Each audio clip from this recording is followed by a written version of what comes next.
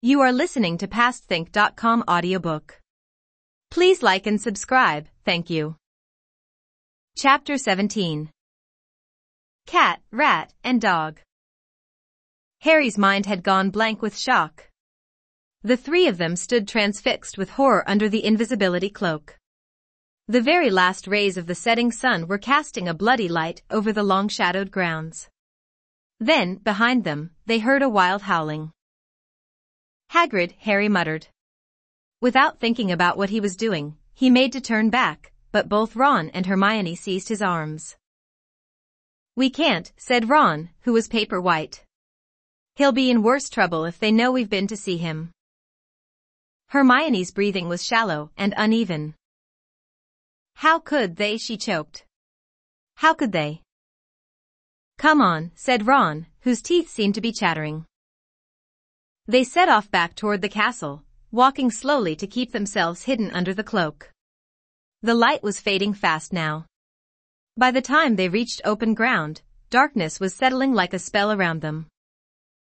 "Scabbers, keep still," Ron hissed, clamping his hand over his chest. The rat was wriggling madly.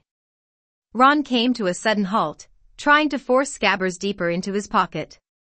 "What's the matter with you, you stupid rat? Stay still, ouch. He bit me." "Ron, be quiet," Hermione whispered urgently.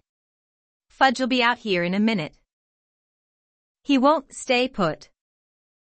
Scabbers was plainly terrified. He was writhing with all his might, trying to break free of Ron's grip. "What's the matter with him?" But Harry had just seen, slinking toward them, his body low to the ground, wide yellow eyes glinting eerily in the darkness, Crookshanks. Whether he could see them, or was following the sound of Scabbers' squeaks, Harry couldn't tell.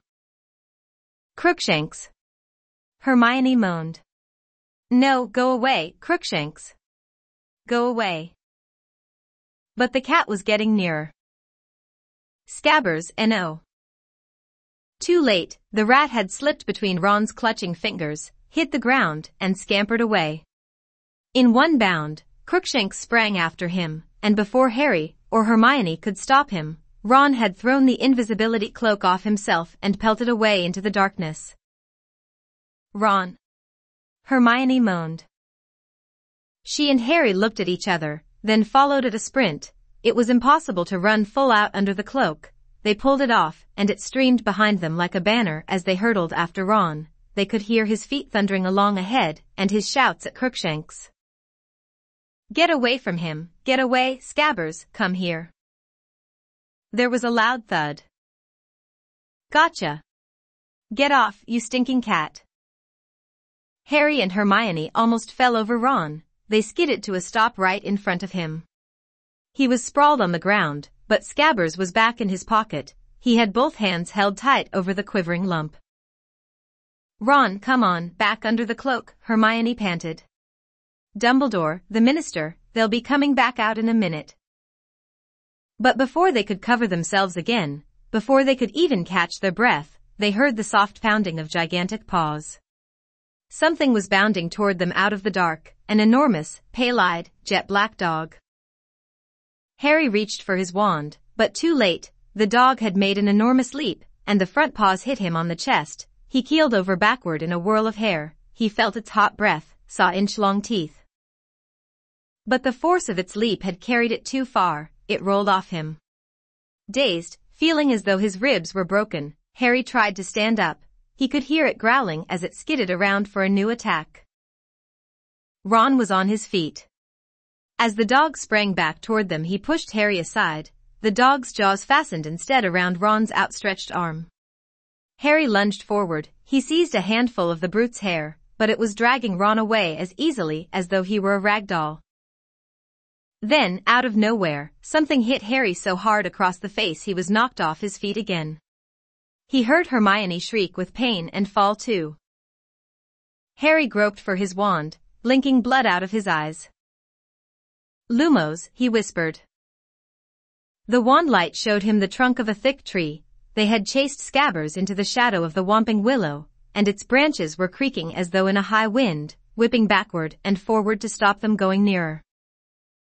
And there, at the base of the trunk, was the dog, dragging Ron backward into a large gap in the roots. Ron was fighting furiously, but his head and torso were slipping out of sight. "Ron!" Harry shouted, trying to follow, but a heavy branch whipped lethally through the air, and he was forced backward again. All they could see now was one of Ron's legs, which he had hooked around a root in an effort to stop the dog from pulling him farther underground, but a horrible crack cut the air like a gunshot. Ron's leg had broken, and a moment later, his foot vanished from sight. "Harry, we've got to go for help," Hermione gasped. She was bleeding too. The willow had cut her across the shoulder. "No.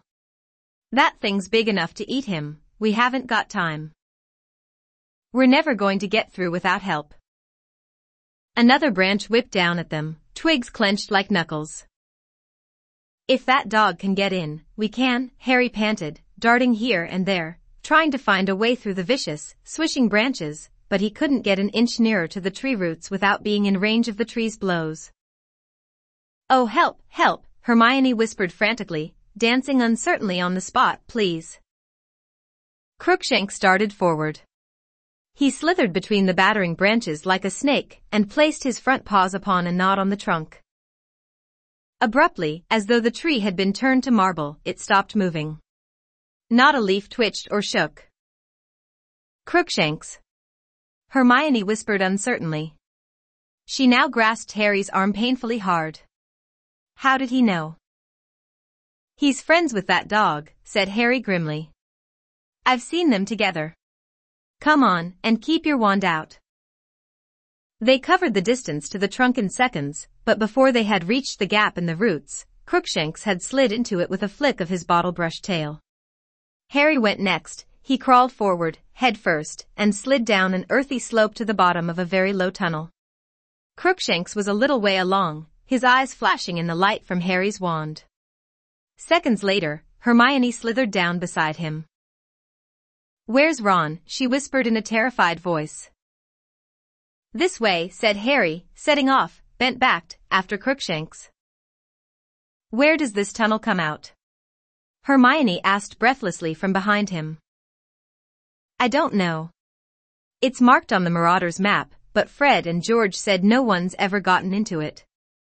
It goes off the edge of the map, but it looked like it ends up in Hogsmeade."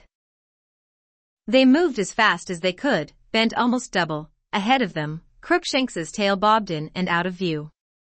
On and on went the passage. It felt at least as long as the one to Honeyduke's. All Harry could think of was Ron, and what the enormous dog might be doing to him. He was drawing breath in sharp, painful gasps, running at a crouch. And then the tunnel began to rise. Moments later it twisted, and Crookshanks had gone. Instead, Harry could see a patch of dim light through a small opening. He and Hermione paused, gasping for breath, edging forward. Both raised their wands to see what lay beyond. It was a room, a very disordered, dusty room. Paper was peeling from the walls. There were stains all over the floor. Every piece of furniture was broken as though somebody had smashed it. The windows were all boarded up. Harry glanced at Hermione, who looked very frightened but nodded. Harry pulled himself out of the hole, staring around. The room was deserted, but a door to their right stood open, leading to a shadowy hallway. Hermione suddenly grabbed Harry's arm again. Her wide eyes were traveling around the boarded windows. "Harry," she whispered, "I think we're in the Shrieking Shack." Harry looked around. His eyes fell on a wooden chair near them. Large chunks had been torn out of it. One of the legs had been ripped off entirely. "Ghosts didn't do that," he said slowly. At that moment, there was a creak overhead. Something had moved upstairs. Both of them looked up at the ceiling. Hermione's grip on Harry's arm was so tight he was losing feeling in his fingers. He raised his eyebrows at her. She nodded again and let go. Quietly as they could, they crept out into the hall and up the crumbling staircase. Everything was covered in a thick layer of dust except the floor, where a wide shiny stripe had been made by something being dragged upstairs. They reached the dark landing. Knox, they whispered together, and the lights at the end of their wands went out. Only one door was open.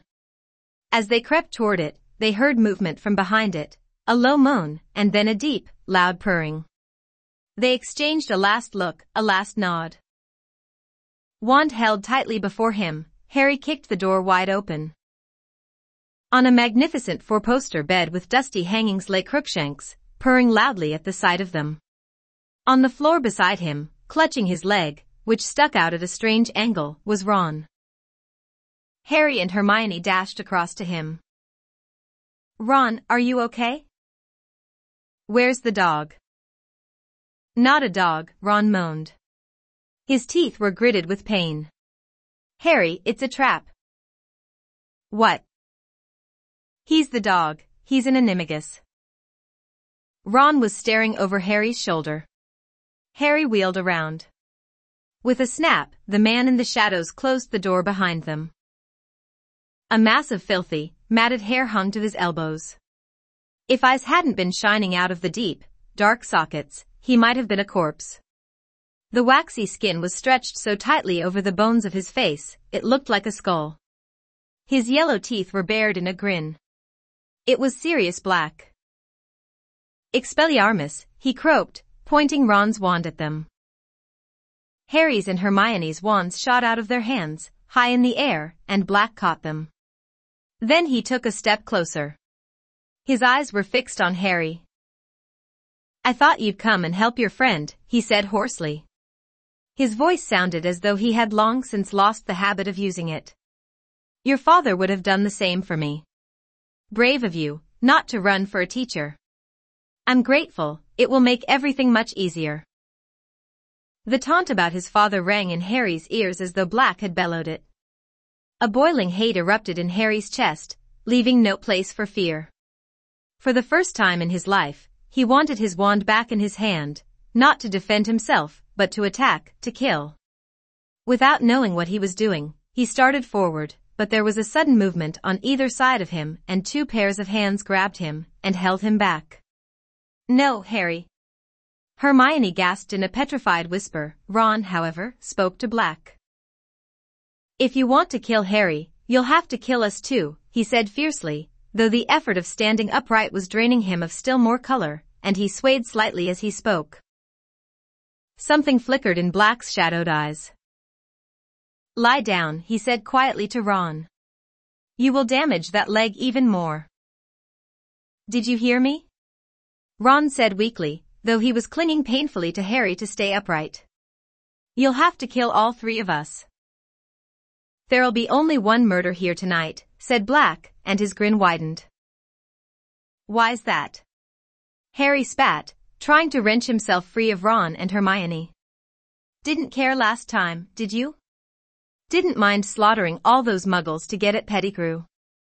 What's the matter, gone soft in Azkaban?" "Harry." Hermione whimpered. "Be quiet." "He killed my mum and dad." Harry roared, and with a huge effort he broke free of Hermione's and Ron's restraint and lunged forward.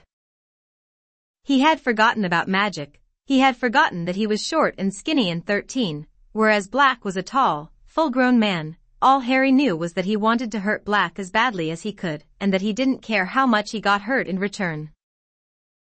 Perhaps it was the shock of Harry doing something so stupid, but Black didn't raise the wands in time. One of Harry's hands fastened over his wasted wrist, forcing the wand tips away. The knuckles of Harry's other hand collided with the side of Black's head, and they fell, backward, into the wall. Hermione was screaming. Ron was yelling. There was a blinding flash as the wands in Black's hand sent a jet of sparks into the air that missed Harry's face by inches. Harry felt the shrunken arm under his fingers twisting madly, but he clung on, his other hand punching every part of Black it could find. But Black's free hand had found Harry's throat. "No," he hissed, "I've waited too long."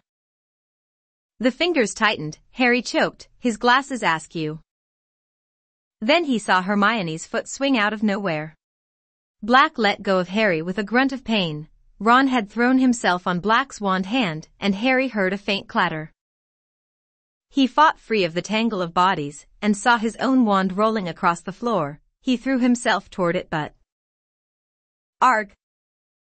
Crookshanks had joined the fray. Both sets of front claws had sunk themselves deep into Harry's arm. Harry threw him off, but Crookshanks now darted toward Harry's wand. "No you don't," roared Harry, and he aimed a kick at Crookshanks that made the cat leap aside. Spitting, Harry snatched up his wand and turned. "Get out of the way," he shouted at Ron and Hermione. They didn't need telling twice. Hermione, gasping for breath, her lip bleeding, scrambled aside, snatching up her and Ron's wands. Ron crawled to the four-poster and collapsed onto it, panting, his white face now tinged with green, both hands clutching his broken leg. Black was sprawled at the bottom of the wall. His thin chest rose and fell rapidly as he watched Harry walking slowly nearer, his wand pointing straight at Black's heart. "Going to kill me, Harry?" he whispered. Harry stopped right above him, his wand still pointing at Black's chest, looking down at him. A livid bruise was rising around Black's left eye and his nose was bleeding. "You killed my parents," said Harry, his voice shaking slightly, but his wand hand quite steady. Black stared up at him out of those sunken eyes. "I don't deny it," he said very quietly. "But if you knew the whole story..." "The whole story?" Harry repeated, a furious pounding in his ears. "You sold them to Voldemort. That's all I need to know." "You've got to listen to me," Black said, and there was a note of urgency in his voice now. "You'll regret it if you don't. You don't understand." "I understand a lot better than you think," said Harry, and his voice shook more than ever. "You never heard her, did you? My mom, trying to stop Voldemort killing me, and you did that, you did it." Before either of them could say another word, something ginger streaked past Harry. Crookshanks leapt onto Black's chest and settled himself there, right over Black's heart. Black blinked and looked down at the cat. "Get off," he murmured, trying to push Crookshanks off him. But Crookshanks sank his claws into Black's robes and wouldn't shift. He turned his ugly, squashed face to Harry, and looked up at him with those great yellow eyes. To his right, Hermione gave a dry sob. Harry stared down at Black and Crookshanks, his grip tightening on the wand. So what if he had to kill the cat too? It was in league with Black. If it was prepared to die, trying to protect Black, that wasn't Harry's business. If Black wanted to save it, that only proved he cared more for Crookshanks than for Harry's parents. Harry raised the wand. Now was the moment to do it. Now was the moment to avenge his mother and father. He was going to kill Black. He had to kill Black. This was his chance. The seconds lengthened. And still Harry stood frozen there, wand poised, Black staring up at him, Crookshanks on his chest. Ron's ragged breathing came from the bed. Hermione was quite silent. And then came a new sound.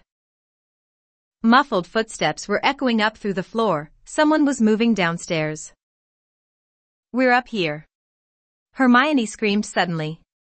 "We're up here, Sirius Black, quick."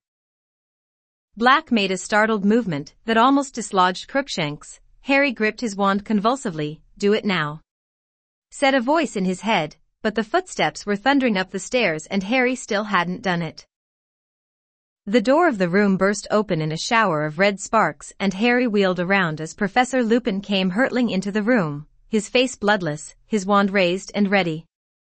His eyes flickered over Ron, lying on the floor, over Hermione, cowering next to the door, to Harry, standing there with his wand covering Black, and then to Black himself, crumpled and bleeding at Harry's feet. "Expelliarmus!" Lupin shouted. Harry's wand flew once more out of his hand, so did the two Hermione was holding. Lupin caught them all deftly, then moved into the room, staring at Black, who still had Crookshanks lying protectively across his chest. Harry stood there, feeling suddenly empty. He hadn't done it. His nerve had failed him. Black was going to be handed back to the Dementors. Then Lupin spoke in an odd voice, a voice that shook with some suppressed emotion. "Where is he, Sirius?" Harry looked quickly at Lupin. He didn't understand what Lupin meant. Who was Lupin talking about? He turned to look at Black again. Black's face was quite expressionless. For a few seconds, he didn't move at all. Then, very slowly, he raised his empty hand and pointed straight at Ron. Mystified, Harry glanced around at Ron, who looked bewildered. But then, Lupin muttered, staring at Black so intently it seemed he was trying to read his mind, why hasn't he shown himself before now? Unless Lupin's eyes suddenly widened, as though he was seeing something beyond Black, something none of the rest could see, unless he was the one, unless you switched, without telling me? Very slowly, his sunken gaze never leaving Lupin's face, Black nodded. Professor, Harry interrupted loudly, what's going on? But he never finished the question, because what he saw made his voice die in his throat. Lupin was lowering his wand, gazing fixedly at Black. The professor walked to Black's side, seized his hand, pulled him to his feet, so that Crookshanks fell to the floor, and embraced Black like a brother. Harry felt as though the bottom had dropped out of his stomach. I don't believe it. Hermione screamed. Lupin let go of Black and turned to her. She had raised herself off the floor, and was pointing at Lupin, wild-eyed. You. Hermione. You and him. Hermione, calm down. I didn't tell anyone. Hermione shrieked. I've been covering up for you. Hermione, listen to me, please. Lupin shouted. I can explain. Harry could feel himself shaking, not with fear, but with a fresh wave of fury. I trusted you, he shouted at Lupin, his voice wavering out of control, and all the time you've been his friend. You're wrong, said Lupin. I haven't been Sirius's friend, but I am now, let me explain. No. Hermione screamed. Harry, don't trust him, he's been helping Black get into the castle, he wants you dead too, he's a werewolf. There was a ringing silence. Everyone's eyes were now on Lupin, who looked remarkably calm, though rather pale. Not at all up to your usual standard, Hermione, he said. Only 1 out of 3, I'm afraid.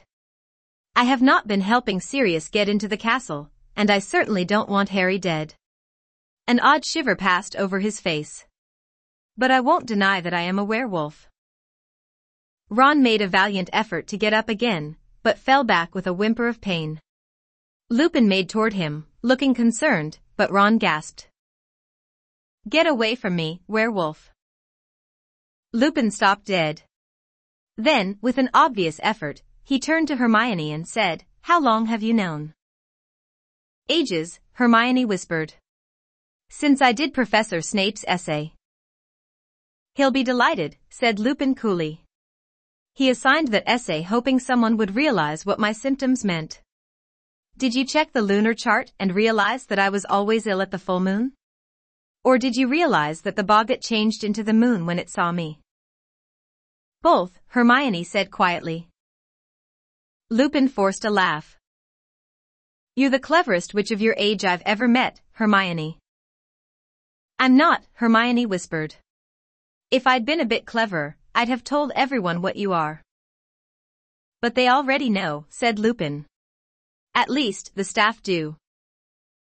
Dumbledore hired you when he knew you were a werewolf? Ron gasped. Is he mad? Some of the staff thought so, said Lupin. He had to work very hard to convince certain teachers that I'm trustworthy. And he was wrong. Harry yelled. You've been helping him all the time. He was pointing at Black, who suddenly crossed to the 4-poster bed and sank onto it, his face hidden in one shaking hand. Crookshanks leapt up beside him and stepped onto his lap, purring. Ron edged away from both of them, dragging his leg. I have not been helping Sirius, said Lupin. If you'll give me a chance, I'll explain. Look. He separated Harry's, Ron's, and Hermione's wands and threw each back to its owner. Harry caught his, stunned. There, said Lupin, sticking his own wand back into his belt. You're armed, we're not. Now will you listen? Harry didn't know what to think. Was it a trick? If you haven't been helping him, he said, with a furious glance at Black, how did you know he was here? The map, said Lupin. The Marauder's map. I was in my office examining it. You know how to work it? Harry said suspiciously. Of course I know how to work it, said Lupin, waving his hand impatiently. I helped write it. I'm Moony, that was my friend's nickname for me at school. You wrote?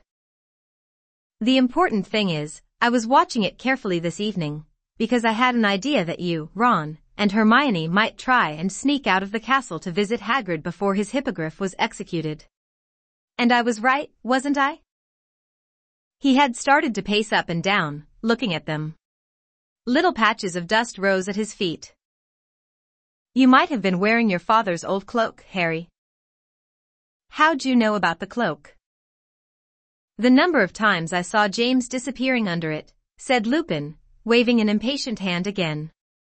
The point is, even if you're wearing an invisibility cloak, you still show up on the Marauder's map. I watched you cross the grounds and enter Hagrid's hut. 20 minutes later, you left Hagrid and set off back toward the castle. But you were now accompanied by somebody else. What? Said Harry. No, we weren't. I couldn't believe my eyes, said Lupin, still pacing and ignoring Harry's interruption. I thought the map must be malfunctioning. How could he be with you? No one was with us, said Harry. And then I saw another dot, moving fast toward you, labeled Sirius Black. I saw him collide with you. I watched as he pulled two of you into the Whomping Willow. One of us. Ron said angrily. No, Ron, said Lupin. Two of you. He had stopped his pacing, his eyes moving over Ron. Do you think I could have a look at the rat? He said evenly. What? Said Ron. What's Scabbers got to do with it? Everything, said Lupin. Could I see him, please? Ron hesitated, then put a hand inside his robes. Scabbers emerged, thrashing desperately. Ron had to seize his long bald tail to stop him escaping. Crookshanks stood up on Black's leg and made a soft hissing noise. Lupin moved closer to Ron. He seemed to be holding his breath as he gazed intently at Scabbers. What? Ron said again, holding Scabbers close to him, looking scared. What's my rat got to do with anything? That's not a rat, croaked Sirius Black suddenly. What do you mean? Of course he's a rat. No, he's not, said Lupin quietly. He's a wizard. An animagus, said Black, by the name of Peter Pettigrew. Chapter 18. Moony, Wormtail, Padfoot, and Prongs. It took a few seconds for the absurdity of this statement to sink in. Then Ron voiced what Harry was thinking. You're both mental. Ridiculous, said Hermione faintly. Peter Pettigrew's dead, said Harry. He killed him 12 years ago. He pointed at Black, whose face twitched convulsively. I meant to, he growled, his yellow teeth bared, but little Peter got the better of me, not this time, though. And Crookshanks was thrown to the floor as Black lunged at Scabbers. Ron yelled with pain as Black's weight fell on his broken leg. Sirius, no. Lupin yelled, launching himself forwards and dragging Black away from Ron again. Wait. You can't do it just like that, they need to understand, we've got to explain. We can explain afterwards, snarled Black, trying to throw Lupin off. One hand was still clawing the air as it tried to reach Scabbers, who was squealing like a piglet, scratching Ron's face and neck as he tried to escape. They've got a right to know everything. Lupin panted, still trying to restrain Black. Ron's kept him as a pet. There are parts of it even I don't understand.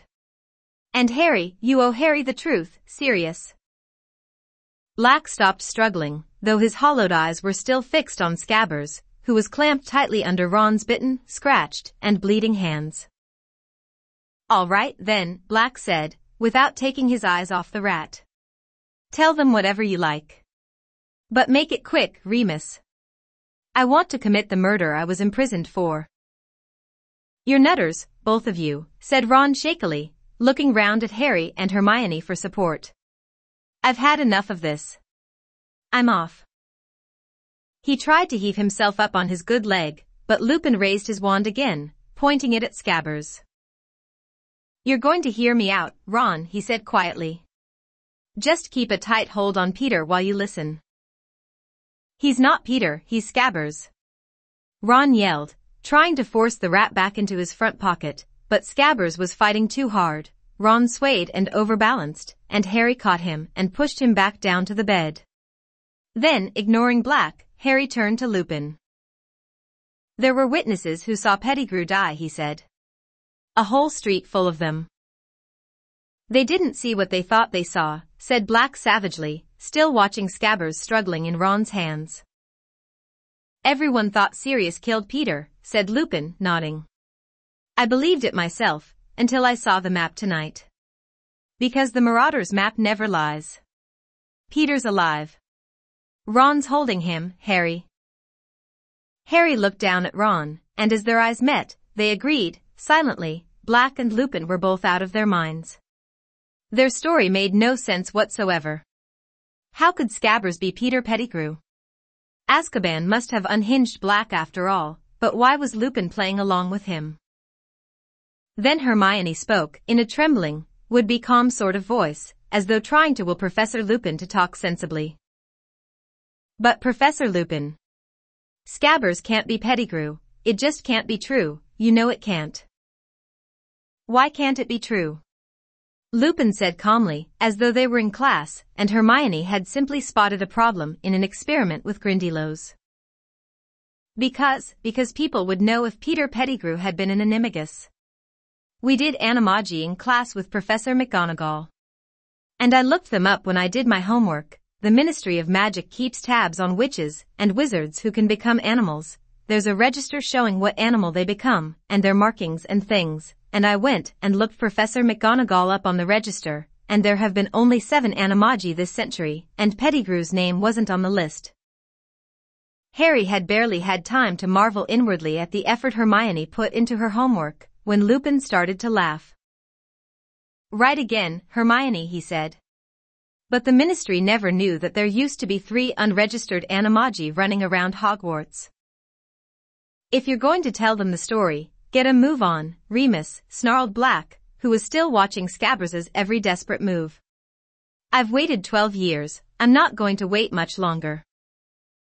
"All right, but you'll need to help me, Sirius," said Lupin, "I only know how it began." Lupin broke off. There had been a loud creak behind him. The bedroom door had opened of its own accord. All 5 of them stared at it. Then Lupin strode toward it, and looked out into the landing. No one there. "This place is haunted," said Ron. "It's not," said Lupin, still looking at the door in a puzzled way.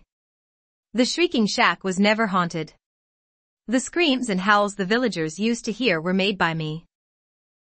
He pushed his graying hair out of his eyes, thought for a moment, then said, "That's where all of this starts, with my becoming a werewolf. None of this could have happened if I hadn't been bitten, and if I hadn't been so foolhardy." He looked sober and tired.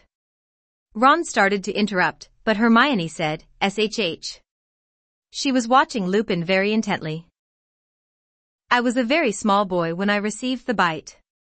My parents tried everything, but in those days there was no cure. The potion that Professor Snape has been making for me is a very recent discovery. It makes me safe, you see. As long as I take it in the week preceding the full moon, I keep my mind when I transform. I am able to curl up in my office, a harmless wolf, and wait for the moon to wane again. Before the wolfsbane potion was discovered, however, I became a fully fledged monster once a month. It seemed impossible that I would be able to come to Hogwarts. Other parents weren't likely to want their children exposed to me. But then Dumbledore became headmaster, and he was sympathetic. He said that as long as we took certain precautions, there was no reason I shouldn't come to school. Lupin sighed, and looked directly at Harry. I told you, months ago, that the Whomping Willow was planted the year I came to Hogwarts. The truth is that it was planted because I came to Hogwarts. This house, Lupin looked miserably around the room, the tunnel that leads to it, they were built for my use. Once a month, I was smuggled out of the castle, into this place, to transform. The tree was placed at the tunnel mouth to stop anyone coming across me, while I was dangerous. Harry couldn't see where this story was going, but he was listening raptly all the same. The only sound apart from Lupin's voice was Scabbers' frightened squeaking. My transformations in those days were terrible. It is very painful to turn into a werewolf. I was separated from humans to bite, so I bit and scratched myself instead. The villagers heard the noise and the screaming, and thought they were hearing particularly violent spirits. Dumbledore encouraged the rumor. Even now, when the house has been silent for years, the villagers don't dare approach it. But apart from my transformations, I was happier than I had ever been in my life. For the first time ever, I had friends, 3 great friends. Sirius Black, Peter Pettigrew, and, of course, your father, Harry James Potter. Now my 3 friends could hardly fail to notice that I disappeared once a month. I made up all sorts of stories. I told them my mother was ill, and that I had to go home to see her. I was terrified they would desert me the moment they found out what I was. But of course they, like you, Hermione, worked out the truth. And they didn't desert me at all. Instead, they did something for me that would make my transformations not only bearable, but the best times of my life. They became animagi. My dad too, said Harry, astounded. Yes, indeed, said Lupin. It took them the best part of 3 years to work out how to do it. Your father and Sirius here were the cleverest students in the school, and lucky they were, because the animagus transformation can go horribly wrong, one reason the ministry keeps a close watch on those attempting to do it. Peter needed all the help he could get from James and Sirius. Finally, in our 5th year, they managed it. They could each turn into a different animal at will. But how did that help you? Said Hermione, sounding puzzled. They couldn't keep me company as humans, so they kept me company as animals, said Lupin. A werewolf is only a danger to people. They sneaked out of the castle every month under James's invisibility cloak. They transformed. Peter, as the smallest, could slip beneath the willow's attacking branches and touch the knot that freezes it. They would then slip down the tunnel and join me. Under their influence, I became less dangerous. My body was still wolfish, but my mind seemed to become less so while I was with them. Hurry up, Remus, snarled Black, who was still watching Scabbers with a horrible sort of hunger on his face. I'm getting there, Sirius, I'm getting there. Well, highly exciting possibilities were open to us now that we could all transform. Soon we were leaving the Shrieking Shack and roaming the school grounds and the village by night. Sirius and James transformed into such large animals, they were able to keep a werewolf in check. I doubt whether any Hogwarts students ever found out more about the Hogwarts grounds and Hogsmeade than we did. And that's how we came to write the Marauders map and sign it with our nicknames. Sirius is Padfoot. Peter is Wormtail. James was Prongs. What sort of animal? Harry began, but Hermione cut him off. That was still really dangerous. Running around in the dark with a werewolf. What if you'd given the others the slip and bitten somebody? A thought that still haunts me, said Lupin heavily. And there were near misses, many of them. We laughed about them afterwards. We were young, thoughtless, carried away with our own cleverness. I sometimes felt guilty about betraying Dumbledore's trust, of course. He had admitted me to Hogwarts when no other headmaster would have done so, and he had no idea I was breaking the rules he had set down for my own and others' safety. He never knew I had led 3 fellow students into becoming animagi illegally. But I always managed to forget my guilty feelings every time we sat down to plan our next month's adventure. And I haven't changed. Lupin's face had hardened, and there was self-disgust in his voice. All this year, I have been battling with myself, wondering whether I should tell Dumbledore that Sirius was an animagus. But I didn't do it. Why? Because I was too cowardly. It would have meant admitting that I'd betrayed his trust while I was at school, admitting that I'd led others along with me, and Dumbledore's trust has meant everything to me. He let me into Hogwarts as a boy, and he gave me a job when I have been shunned all my adult life, unable to find paid work, because of what I am. And so I convinced myself that Sirius was getting into the school using dark arts he learned from Voldemort, that being an animagus had nothing to do with it, so, in a way, Snape's been right about me all along. Snape, said Black harshly, taking his eyes off Scabbers for the first time in minutes, and looking up at Lupin. What's Snape got to do with it? He's here, Sirius, said Lupin heavily. He's teaching here as well. He looked up at Harry, Ron, and Hermione. Professor Snape was at school with us. He fought very hard against my appointment to the Defense Against the Dark Arts job. He has been telling Dumbledore all year that I am not to be trusted. He has his reasons. You see, Sirius here played a trick on him which nearly killed him, a trick which involved me. Black made a derisive noise.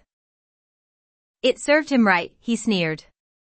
Sneaking around, trying to find out what we were up to, hoping he could get us expelled. Severus was very interested in where I went every month, Lupin told Harry, Ron, and Hermione. We were in the same year, you know, and we didn't like each other very much. He especially disliked James. Jealous, I think, of James's talent on the Quidditch field. Anyway, Snape had seen me crossing the grounds with Madame Pomfrey one evening, as she led me toward the Whomping Willow to transform. Sirius thought it would be, amusing, to tell Snape all he had to do was prod the knot on the tree trunk with a long stick, and he'd be able to get in after me. Well, of course, Snape tried it. If he'd got as far as this house, he'd have met a fully grown werewolf, but your father, who'd heard what Sirius had done, went after Snape and pulled him back, at great risk to his life. Snape glimpsed me, though, at the end of the tunnel. He was forbidden by Dumbledore to tell anybody, but from that time on he knew what I was. So that's why Snape doesn't like you, said Harry slowly, because he thought you were in on the joke.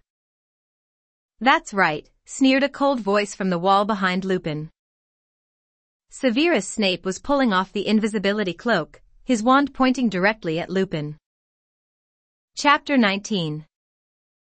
The Servant of Lord Voldemort. Hermione screamed. Black leapt to his feet. Harry jumped as though he'd received a huge electric shock. I found this at the base of the Whomping Willow, said Snape, throwing the cloak aside, careful to keep his wand pointing directly at Lupin's chest. Very useful, Potter, I thank you. Snape was slightly breathless, but his face was full of suppressed triumph. You're wondering, perhaps, how I knew you were here, he said, his eyes glittering. I've just been to your office, Lupin. You forgot to take your potion tonight, so I took a gobletful along. And very lucky I did, lucky for me, I mean. Lying on your desk was a certain map. One glance at it told me all I needed to know. I saw you running along this passageway, and out of sight. Severus, Lupin began, but Snape overrode him.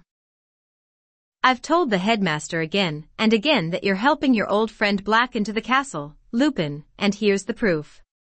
Not even I dreamed you would have the nerve to use this old place as your hideout.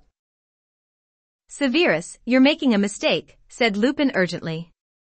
You haven't heard everything. I can explain. Sirius is not here to kill Harry. 2 more for Azkaban tonight, said Snape, his eyes now gleaming fanatically. I shall be interested to see how Dumbledore takes this. He was quite convinced you were harmless, you know, Lupin, a tame werewolf. You fool, said Lupin softly. Is a schoolboy grudge worth putting an innocent man back inside Azkaban? Bang. Thin, snake-like cords burst from the end of Snape's wand and twisted themselves around Lupin's mouth, wrists, and ankles. He overbalanced and fell to the floor, unable to move.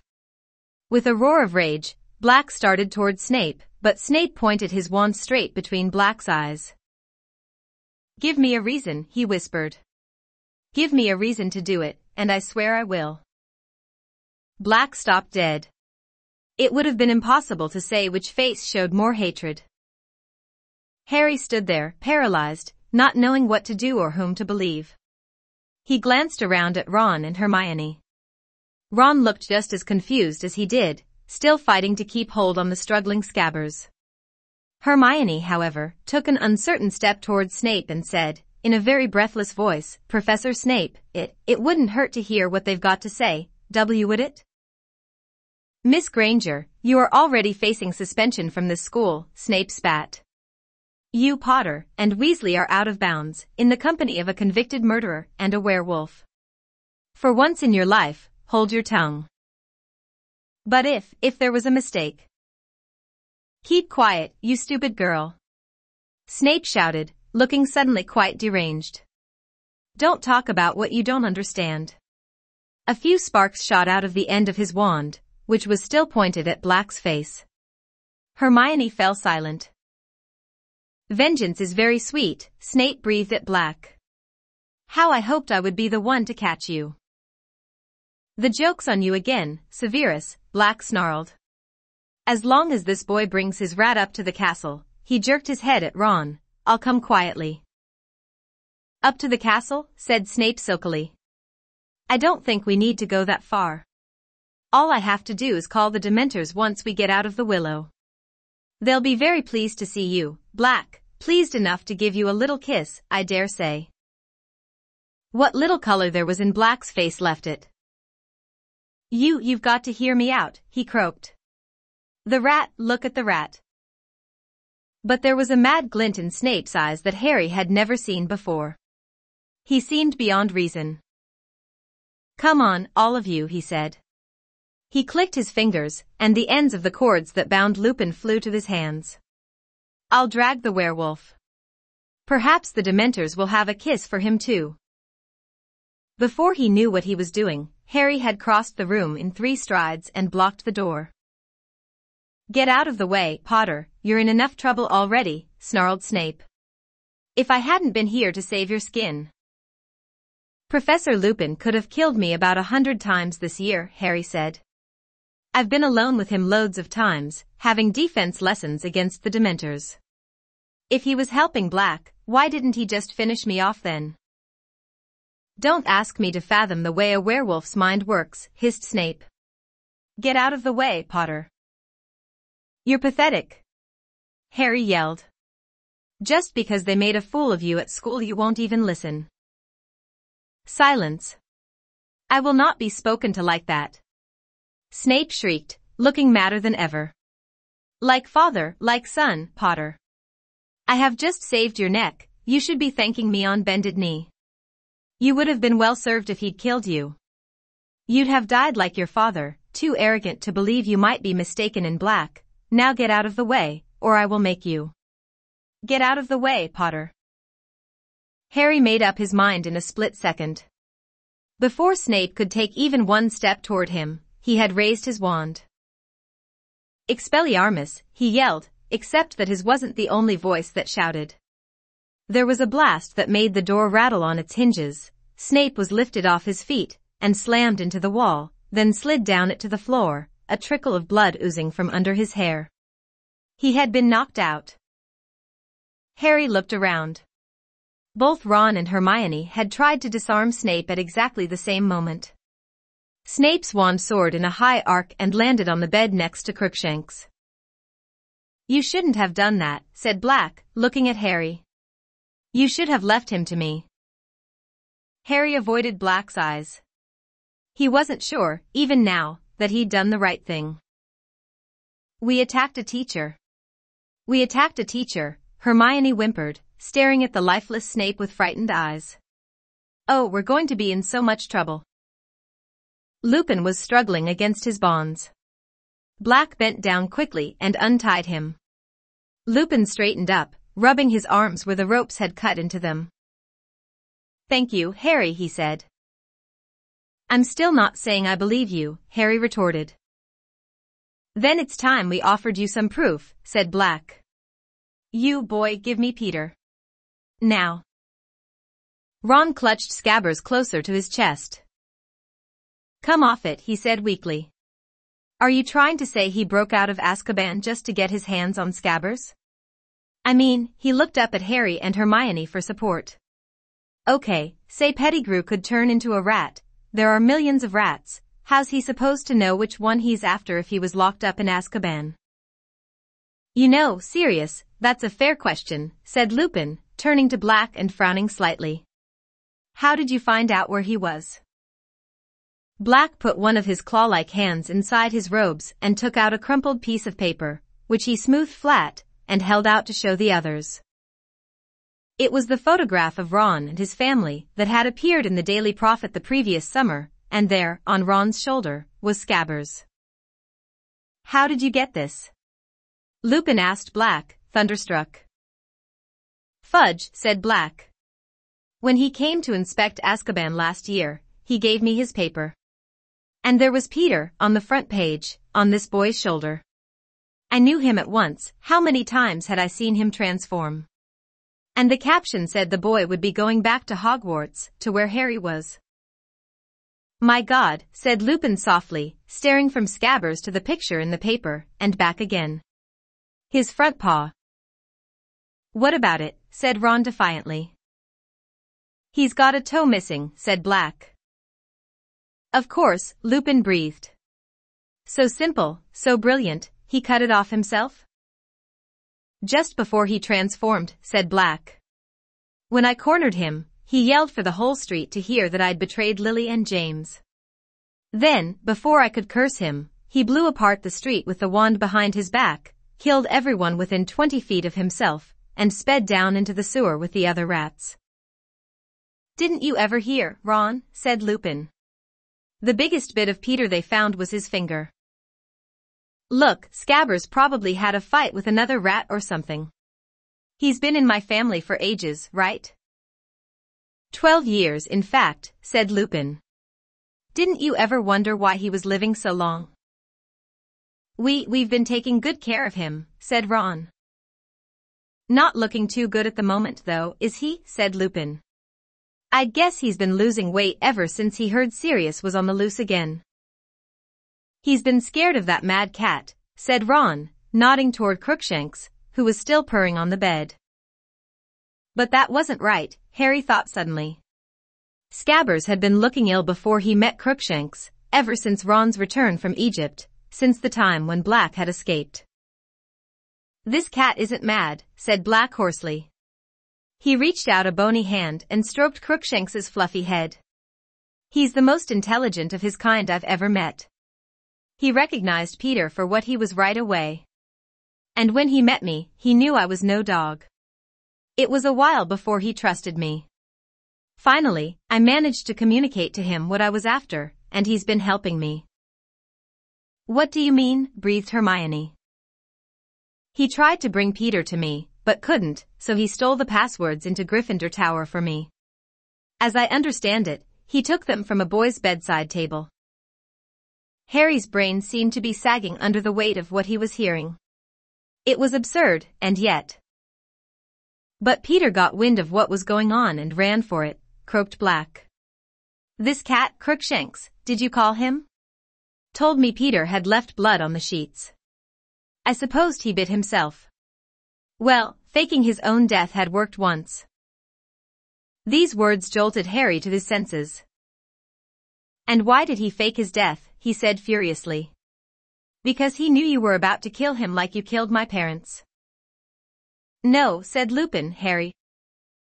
And now you've come to finish him off. Yes, I have, said Black, with an evil look at Scabbers. Then I should have let Snape take you. Harry shouted. Harry, said Lupin hurriedly, don't you see? All this time we've thought Sirius betrayed your parents, and Peter tracked him down, but it was the other way around, don't you see? Peter betrayed your mother and father, Sirius tracked Peter down. That's not true. Harry yelled. He was their secret keeper. He said so before you turned up. He said he killed them. He was pointing at Black, who shook his head slowly. The sunken eyes were suddenly overbright. Harry. I as good as killed them, he croaked. I persuaded Lily and James to change to Peter at the last moment, persuaded them to use him as secret keeper instead of me. I'm to blame, I know it. The night they died, I'd arranged to check on Peter, make sure he was still safe, but when I arrived at his hiding place, he'd gone. Yet there was no sign of a struggle. It didn't feel right. I was scared. I set out for your parents' house straight away. And when I saw their house, destroyed, and their bodies, I realized what Peter must have done, what I'd done. His voice broke. He turned away. Enough of this, said Lupin, and there was a steely note in his voice Harry had never heard before. There's one certain way to prove what really happened. Ron, give me that rat. What are you going to do with him if I give him to you? Ron asked Lupin tensely. Force him to show himself, said Lupin. If he really is a rat, it won't hurt him. Ron hesitated. Then at long last, he held out Scabbers and Lupin took him. Scabbers began to squeak without stopping, twisting and turning, his tiny black eyes bulging in his head. Ready, serious, said Lupin. Black had already retrieved Snape's wand from the bed. He approached Lupin and the struggling rat, and his wet eyes suddenly seemed to be burning in his face. Together, he said quietly. I think so, said Lupin, holding Scabbers tightly in one hand and his wand in the other. On the count of 3. 1, 2, 3. A flash of blue-white light erupted from both wands. For a moment, Scabbers was frozen in midair, his small gray form twisting madly. Ron yelled, the rat fell, and hit the floor. There was another blinding flash of light and then. It was like watching a speeded-up film of a growing tree. A head was shooting upward from the ground, limbs were sprouting. A moment later, a man was standing where Scabbers had been, cringing and wringing his hands. Crookshanks was spitting and snarling on the bed, the hair on his back was standing up. He was a very short man, hardly taller than Harry and Hermione. His thin, colorless hair was unkempt, and there was a large bald patch on top. He had the shrunken appearance of a plump man who has lost a lot of weight in a short time. His skin looked grubby, almost like Scabbers' fur, and something of the rat lingered around his pointed nose and his very small, watery eyes. He looked around at them all, his breathing fast and shallow. Harry saw his eyes dart to the door and back again. Well, hello, Peter, said Lupin pleasantly, as though rats frequently erupted into old school friends around him. Long time, no see.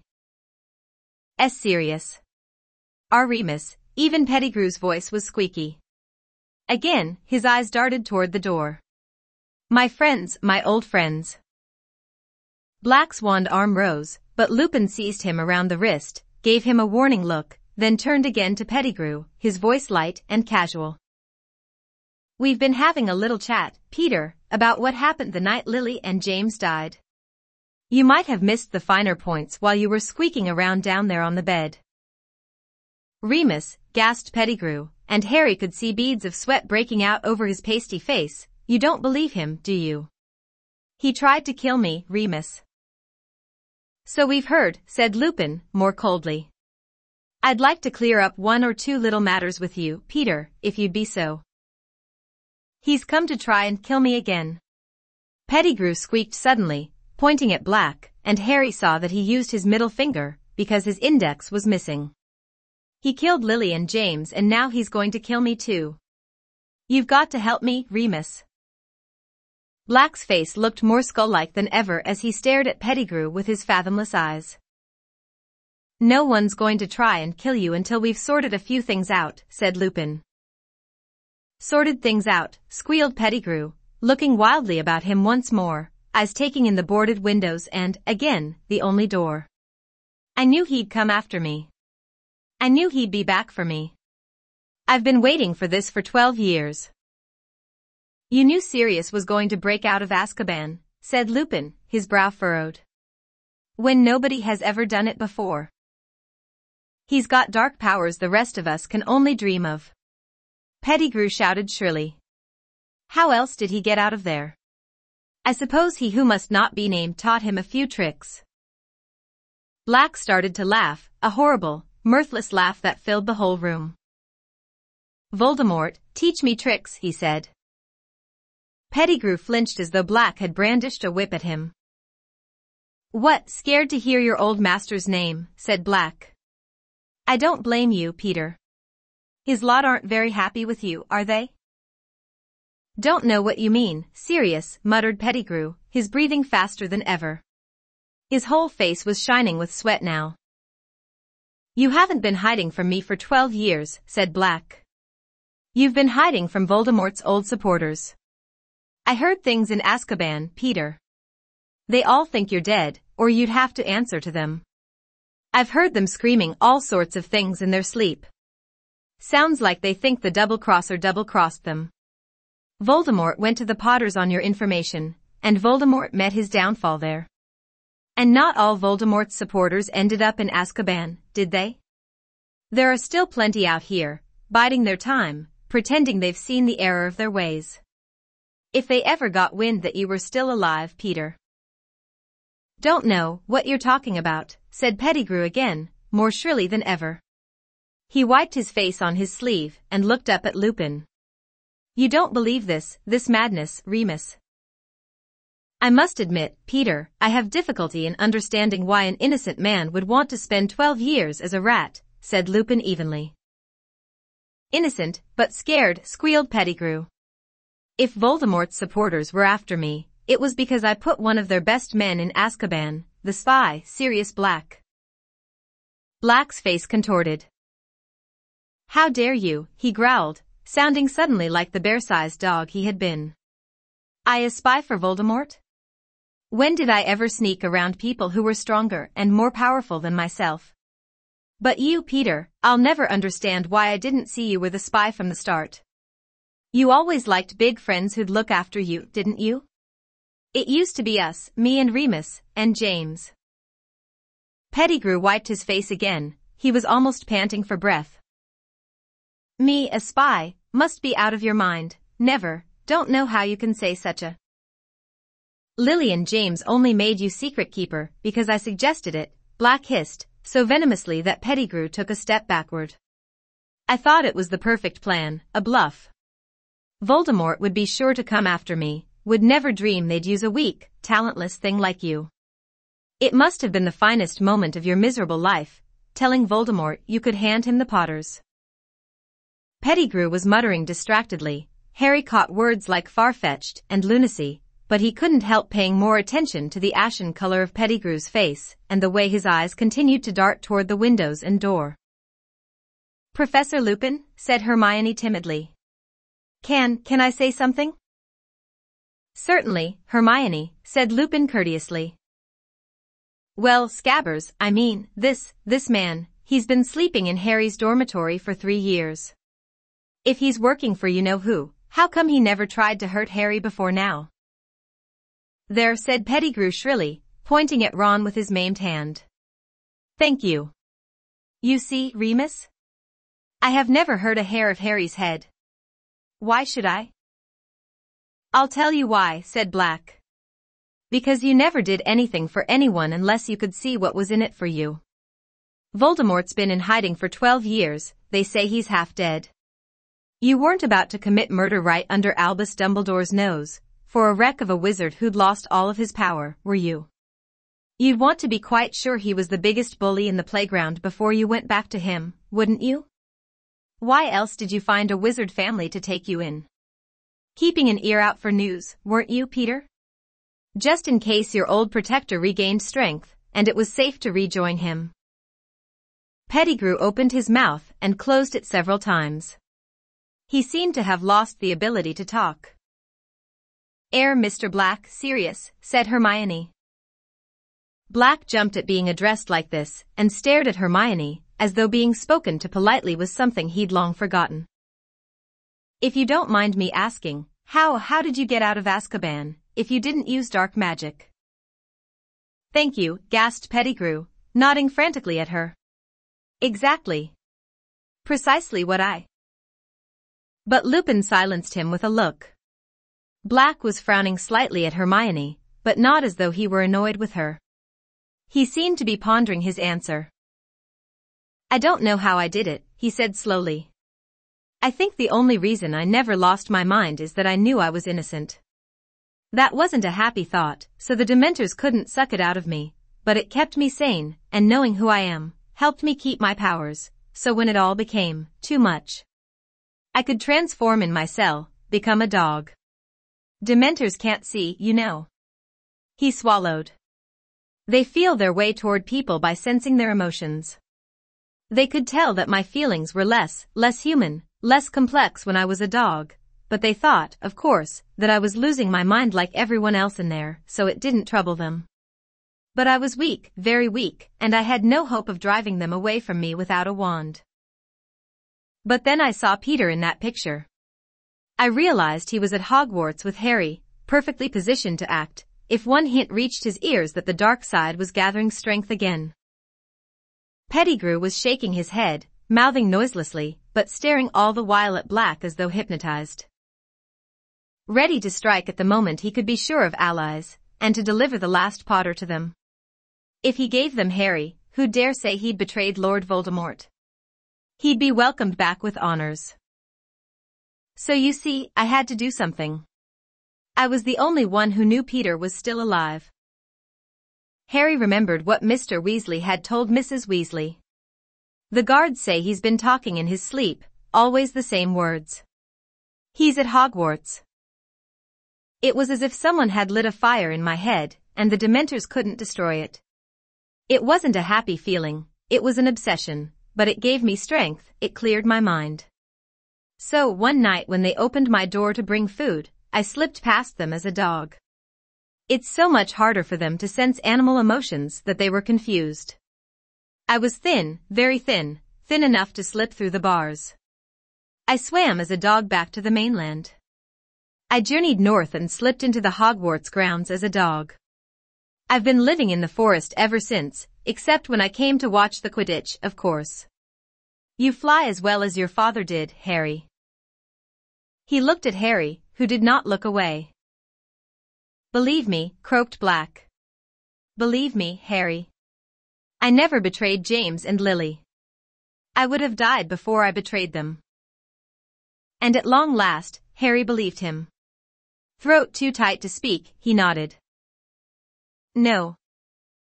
Pettigrew had fallen to his knees as though Harry's nod had been his own death sentence.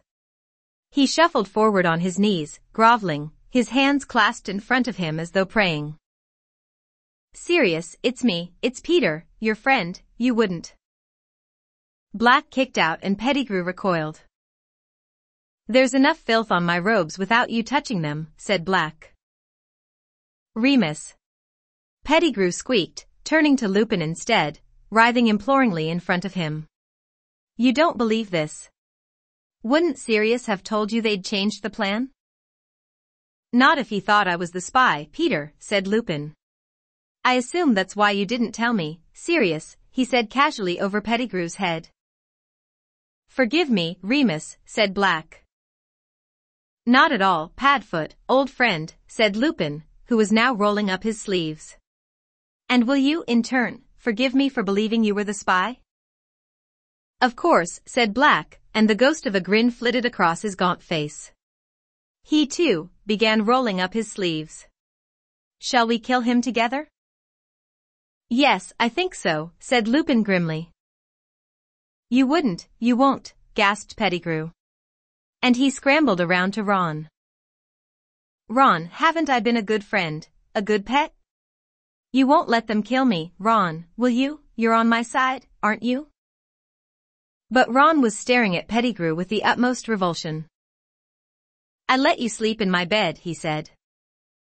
Kind boy, kind master, Pettigrew crawled toward Ron, you won't let them do it. I was your rat. I was a good pet. If you made a better rat than a human, it's not much to boast about, Peter, said Black harshly. Ron, going still paler with pain, wrenched his broken leg out of Pettigrew's reach. Pettigrew turned on his knees, staggered forward, and seized the hem of Hermione's robes. Sweet girl, clever girl, you won't let them. Help me. Hermione pulled her robes out of Pettigrew's clutching hands and backed away against the wall, looking horrified. Pettigrew knelt, trembling uncontrollably, and turned his head slowly toward Harry. Harry. Harry, you look just like your father, just like him. How dare you speak to Harry, roared Black. How dare you face him? How dare you talk about James in front of him? Harry, whispered Pettigrew, shuffling toward him, hands outstretched. Harry, James wouldn't have wanted me killed. James would have understood, Harry, he would have shown me mercy. Both Black and Lupin strode forward, seized Pettigrew's shoulders, and threw him backward onto the floor. He sat there, twitching with terror, staring up at them. You sold Lily and James to Voldemort, said Black, who was shaking too. Do you deny it? Pettigrew burst into tears. It was horrible to watch. He looked like an oversized, balding baby, cowering on the floor. Sirius, what could I have done? The Dark Lord, you have no idea, he has weapons you can't imagine. I was scared, Sirius, I was never brave like you and Remus and James. I never meant it to happen. He who must not be named forced me. Don't lie, bellowed Black. You'd been passing information to him for a year before Lily and James died. You were his spy. He was taking over everywhere, gasped Pettigrew. What was there to be gained by refusing him? What was there to be gained by fighting the most evil wizard who has ever existed, said Black, with a terrible fury in his face. Only innocent lives, Peter. You don't understand, whined Pettigrew. He would have killed me, Sirius. Then you should have died, roared Black. Died rather than betray your friends, as we would have done for you. Black and Lupin stood shoulder to shoulder, wands raised. You should have realized, said Lupin quietly, if Voldemort didn't kill you, we would. Goodbye, Peter. Hermione covered her face with her hands and turned to the wall. No. Harry yelled. He ran forward, placing himself in front of Pettigrew, facing the wands. You can't kill him, he said breathlessly. You can't. Black and Lupin both looked staggered. Harry, this piece of vermin is the reason you have no parents, Black snarled. This cringing bit of filth would have seen you die too, without turning a hair. You heard him. His own stinking skin meant more to him than your whole family. I know, Harry panted. We'll take him up to the castle. We'll hand him over to the Dementors. He can go to Azkaban, but don't kill him. Harry, gasped Pettigrew, and he flung his arms around Harry's knees. Thank you, it's more than I deserve, thank you. Get off me, Harry spat, throwing Pettigrew's hands off him in disgust. I'm not doing this for you. I'm doing it because I don't reckon my dad would have wanted his best friends to become killers, just for you. No one moved or made a sound except Pettigrew, whose breath was coming in wheezes as he clutched his chest. Black and Lupin were looking at each other. Then, with one movement, they lowered their wands. You're the only person who has the right to decide, Harry, said Black. But think what he did. He can go to Azkaban, Harry repeated. If anyone deserves that place, he does. Pettigrew was still wheezing behind him. Very well, said Lupin. Stand aside, Harry. Harry hesitated. I'm going to tie him up, said Lupin. That's all, I swear. Harry stepped out of the way. Thin cords shot from Lupin's wand this time, and next moment, Pettigrew was wriggling on the floor, bound and gagged. But if you transform, Peter, growled Black, his own wand pointing at Pettigrew too, we will kill you. You agree, Harry? Harry looked down at the pitiful figure on the floor, and nodded so that Pettigrew could see him. Right, said Lupin, suddenly businesslike. Ron, I can't mend bones nearly as well as Madame Pomfrey, so I think it's best if we just strap your leg up until we can get you to the hospital wing. He hurried over to Ron, bent down, tapped Ron's leg with his wand, and muttered, "Ferula." Bandages spun up Ron's leg, strapping it tightly to a splint. Lupin helped him to his feet. Ron put his weight gingerly on the leg and didn't wince. "That's better," he said. "Thanks." "What about Professor Snape?" said Hermione in a small voice, looking down at Snape's prone figure. "There's nothing seriously wrong with him," said Lupin, bending over Snape and checking his pulse. "You were just a little overenthusiastic. Still out cold. Perhaps it will be best if we don't revive him until we're safely back in the castle. We can take him like this," he muttered, mobile corpus. As though invisible strings were tied to Snape's wrists, neck, and knees, he was pulled into a standing position, head still lolling unpleasantly, like a grotesque puppet. He hung a few inches above the ground, his limp feet dangling. Lupin picked up the invisibility cloak and tucked it safely into his pocket. "And 2 of us should be chained to this," said Black, nudging Pettigrew with his toe. "Just to make sure." "I'll do it," said Lupin. "And me," said Ron savagely, limping forward. Black conjured heavy manacles from thin air. Soon Pettigrew was upright again, left arm chained to Lupin's right arm to Ron's left. Ron's face was set. He seemed to have taken Scabrous' true identity as a personal insult. Crookshanks leapt lightly off the bed and led the way out of the room, his bottlebrush tail held jauntily high. Chapter 20. The Dementor's Kiss. Harry had never been part of a stranger group. Crookshanks led the way down the stairs. Lupin, Pettigrew, and Ron went next, looking like entrants in a 6-legged race. Next came Professor Snape, drifting creepily along, his toes hitting each stair as they descended, held up by his own wand, which was being pointed at him by Sirius. Harry and Hermione brought up the rear. Getting back into the tunnel was difficult. Lupin, Pettigrew, and Ron had to turn sideways to manage it. Lupin still had Pettigrew covered with his wand. Harry could see them edging awkwardly along the tunnel in single file. Crookshanks was still in the lead. Harry went right after Sirius, who was still making Snape drift along ahead of them. He kept bumping his lolling head on the low ceiling. Harry had the impression Sirius was making no effort to prevent this. "You know what this means?" Sirius said abruptly to Harry as they made their slow progress along the tunnel. "Turning Pettigrew in?" "You're free," said Harry. "Yes," said Sirius. "But I don't know if anyone ever told you, I'm your godfather." "Yeah, I knew that," said Harry. "Well, your parents appointed me your guardian," said Sirius stiffly. "If anything happened to them." Harry waited. Did Sirius mean what he thought he meant?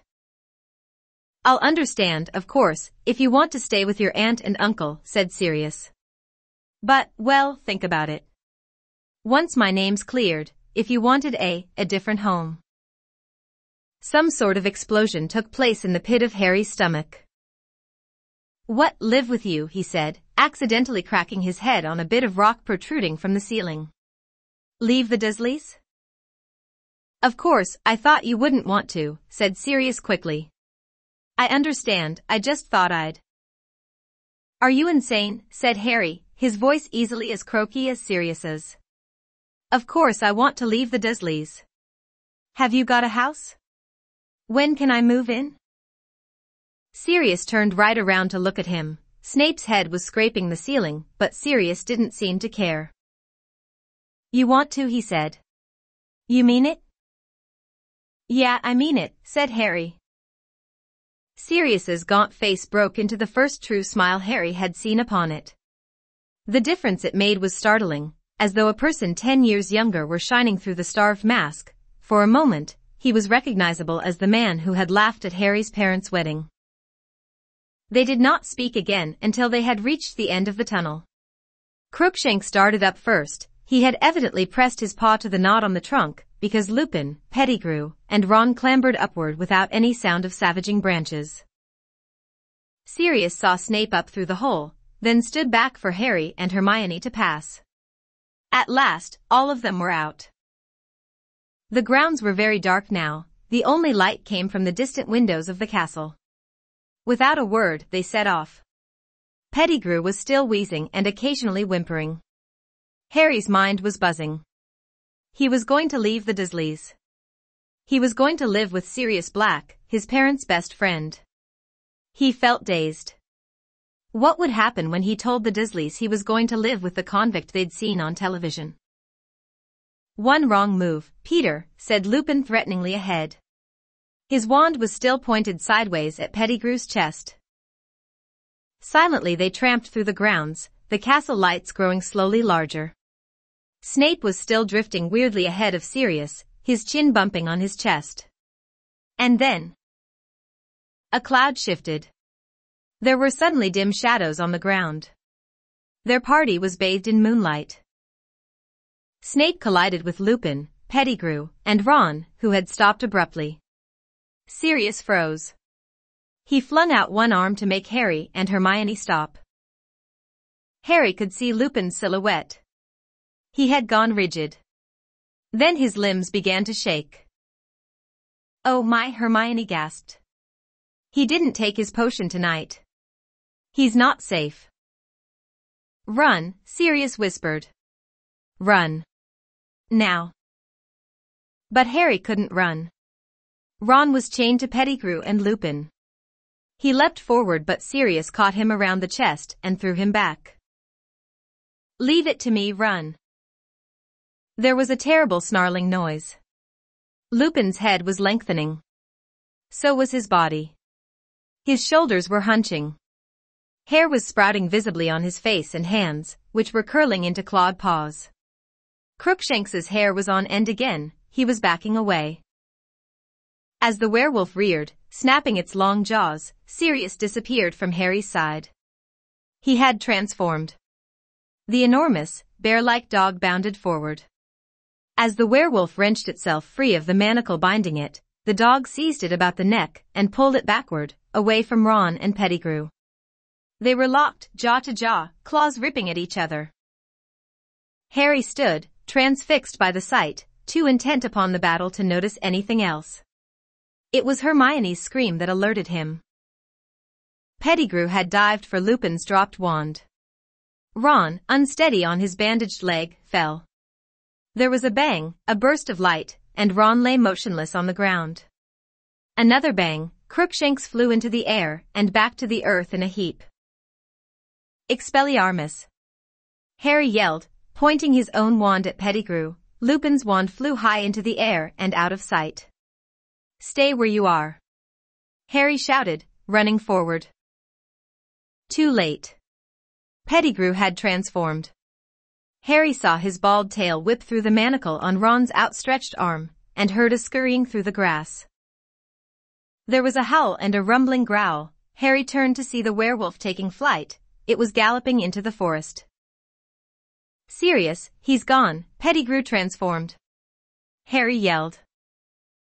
Sirius was bleeding. There were gashes across his muzzle and back, but at Harry's words he scrambled up again, and in an instant, the sound of his paws faded to silence as he pounded away across the grounds. Harry and Hermione dashed over to Ron. "What did he do to him?" Hermione whispered. Ron's eyes were only half closed, his mouth hung open. He was definitely alive. They could hear him breathing, but he didn't seem to recognize them. "I don't know." Harry looked desperately around. Black and Lupin both gone. They had no one but Snape for company, still hanging, unconscious, in midair. "We'd better get them up to the castle and tell someone," said Harry, pushing his hair out of his eyes, trying to think straight. "Come." But then, from beyond the range of their vision, they heard a yelping, a whining, a dog in pain. "Sirius," Harry muttered, staring into the darkness. He had a moment's indecision, but there was nothing they could do for Ron at the moment, and by the sound of it, Black was in trouble. Harry set off at a run, Hermione right behind him. The yelping seemed to be coming from near the lake. They pelted toward it, and Harry, running flat out, felt the cold without realizing what it must mean. The yelping stopped abruptly. As they reached the lakeshore, they saw why Sirius had turned back into a man. He was crouched on all fours, his hands over his head. "No," he moaned. "No, please." And then Harry saw them. Dementors, at least 100 of them, gliding in a black mass around the lake toward them. He spun around, the familiar, icy cold penetrating his insides, fog starting to obscure his vision. More were appearing out of the darkness on every side, they were encircling them. "Hermione, think of something happy," Harry yelled, raising his wand, blinking furiously to try and clear his vision, shaking his head to rid it of the faint screaming that had started inside it. "I'm going to live with my godfather. I'm leaving the Dursleys." He forced himself to think of Sirius, and only Sirius, and began to chant, "Expecto Patronum. Expecto Patronum." Black gave a shudder, rolled over, and lay motionless on the ground, pale as death. "He'll be all right. I'm going to go and live with him. Expecto Patronum. Hermione, help me. Expecto Patronum." "Expecto," Hermione whispered, "expecto, expecto." But she couldn't do it. The Dementors were closing in, barely 10 feet from them. They formed a solid wall around Harry and Hermione, and were getting closer. "Expecto Patronum," Harry yelled, trying to blot the screaming from his ears. "Expecto Patronum." A thin wisp of silver escaped his wand and hovered like mist before him. At the same moment, Harry felt Hermione collapse next to him. He was alone, completely alone. "Expecto, expecto Patronum." Harry felt his knees hit the cold grass. Fog was clouding his eyes. With a huge effort, he fought to remember, Sirius was innocent, "We'll be okay, I'm going to live with him." "Expecto Patronum," he gasped. By the feeble light of his formless Patronus, he saw a Dementor halt, very close to him. It couldn't walk through the cloud of silver mist Harry had conjured. A dead, slimy hand slid out from under the cloak. It made a gesture as though to sweep the Patronus aside. "No, no," Harry gasped. "He's innocent. Expecto, expecto Patronum." He could feel them watching him, hear their rattling breath like an evil wind around him. The nearest Dementor seemed to be considering him. Then it raised both its rotting hands, and lowered its hood. Where there should have been eyes, there was only thin, gray scabbed skin, stretched blankly over empty sockets. But there was a mouth, a gaping, shapeless hole, sucking the air with the sound of a death rattle. A paralyzing terror filled Harry so that he couldn't move or speak. His Patronus flickered and died. White fog was blinding him. He had to fight. Expecto Patronum, he couldn't see, and in the distance, he heard the familiar screaming. Expecto Patronum, he groped in the mist for Sirius, and found his arm. They weren't going to take him. But a pair of strong, clammy hands suddenly attached themselves around Harry's neck. They were forcing his face upward. He could feel its breath. It was going to get rid of him first. He could feel its putrid breath. His mother was screaming in his ears. She was going to be the last thing he ever heard. And then, through the fog that was drowning him, he thought he saw a silvery light growing brighter and brighter. He felt himself fall forward onto the grass. Face down, too weak to move, sick and shaking, Harry opened his eyes. The Dementor must have released him. The blinding light was illuminating the grass around him. The screaming had stopped, the cold was ebbing away. Something was driving the Dementors back. It was circling around him and Sirius and Hermione. The rattling, sucking sounds of the Dementors were fading. They were leaving. The air was warm again. With every ounce of strength he could muster, Harry raised his head a few inches and saw an animal amid the light, galloping away across the lake. Eyes blurred with sweat, Harry tried to make out what it was. It was as bright as a unicorn. Fighting to stay conscious, Harry watched it canter to a halt as it reached the opposite shore. For a moment, Harry saw, by its brightness, somebody welcoming it back, raising his hand to pat it, someone who looked strangely familiar, but it couldn't be. Harry didn't understand. He couldn't think anymore. He felt the last of his strength leave him, and his head hit the ground as he fainted. Chapter 21. Hermione's Secret. Shocking business, shocking. Miracle none of them died. Never heard the like. By thunder, it was lucky you were there, Snape. Thank you, Minister. Order of Merlin, second class, I'd say. First class, if I can wangle it. Thank you very much indeed, Minister. Nasty cut you've got there. Black's work, I suppose? As a matter of fact, it was Potter, Weasley, and Granger, Minister. No. Black had bewitched them, I saw it immediately. A confundus charm, to judge by their behavior. They seemed to think there was a possibility he was innocent. They weren't responsible for their actions. On the other hand, their interference might have permitted Black to escape. They obviously thought they were going to catch Black single-handed. They've got away with a great deal before now. I'm afraid it's given them a rather high opinion of themselves, and of course Potter has always been allowed an extraordinary amount of license by the headmaster. Well, Snape. Harry Potter, you know, we've all got a bit of a blind spot where he's concerned. And yet, is it good for him to be given so much special treatment? Personally, I try and treat him like any other student. And any other student would be suspended, at the very least, for leading his friends into such danger. Consider, Minister, against all school rules, after all the precautions put in place for his protection, out of bounds, at night, consorting with a werewolf and a murderer, and I have reason to believe he has been visiting Hogsmeade illegally too. Well, we shall see, Snape, we shall see. The boy has undoubtedly been foolish. Harry lay listening with his eyes tight shut. He felt very groggy. The words he was hearing seemed to be traveling very slowly from his ears to his brain, so that it was difficult to understand. His limbs felt like lead, his eyelids too heavy to lift. He wanted to lie here, on this comfortable bed, forever. What amazes me most is the behavior of the Dementors. You've really no idea what made them retreat, Snape. No, Minister, by the time I had come round they were heading back to their positions at the entrances. Extraordinary. And yet Black, and Harry, and the girl. All unconscious by the time I reached them. I bound and gagged Black, naturally, conjured stretchers, and brought them all straight back to the castle. There was a pause. Harry's brain seemed to be moving a little faster, and as it did, a gnawing sensation grew in the pit of his stomach.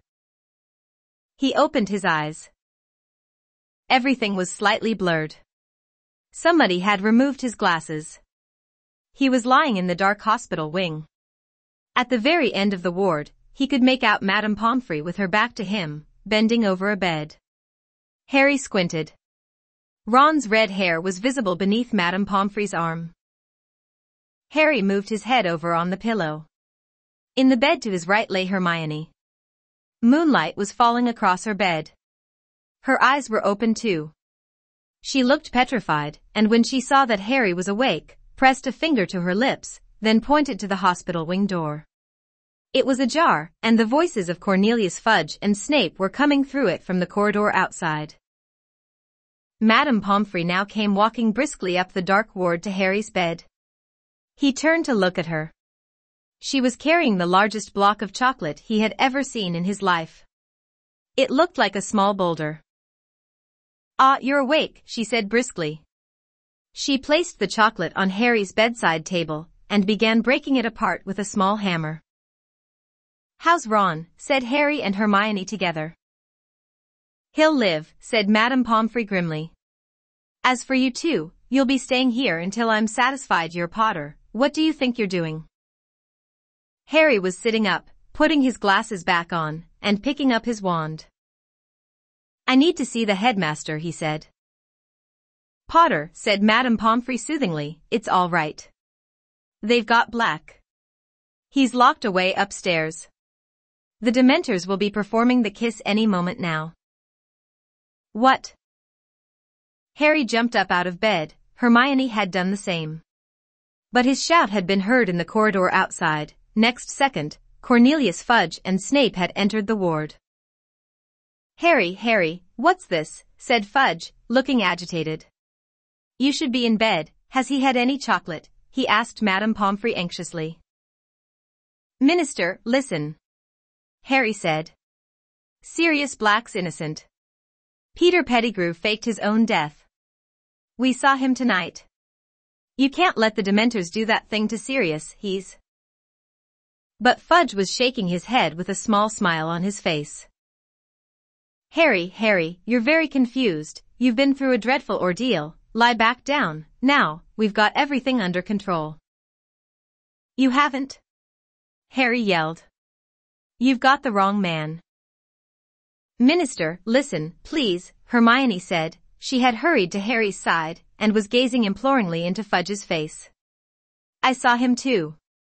It was Ron's rat. He's an animagus, Pettigrew, and—" "You see, Minister," said Snape. "Confounded, both of them. Black's done a very good job on them." "We're not confounded," Harry roared. "Minister." "Professor," said Madame Pomfrey angrily. "I must insist that you leave. Potter is my patient, and he should not be distressed."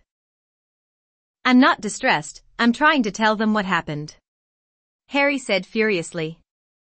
"If they'd just listen."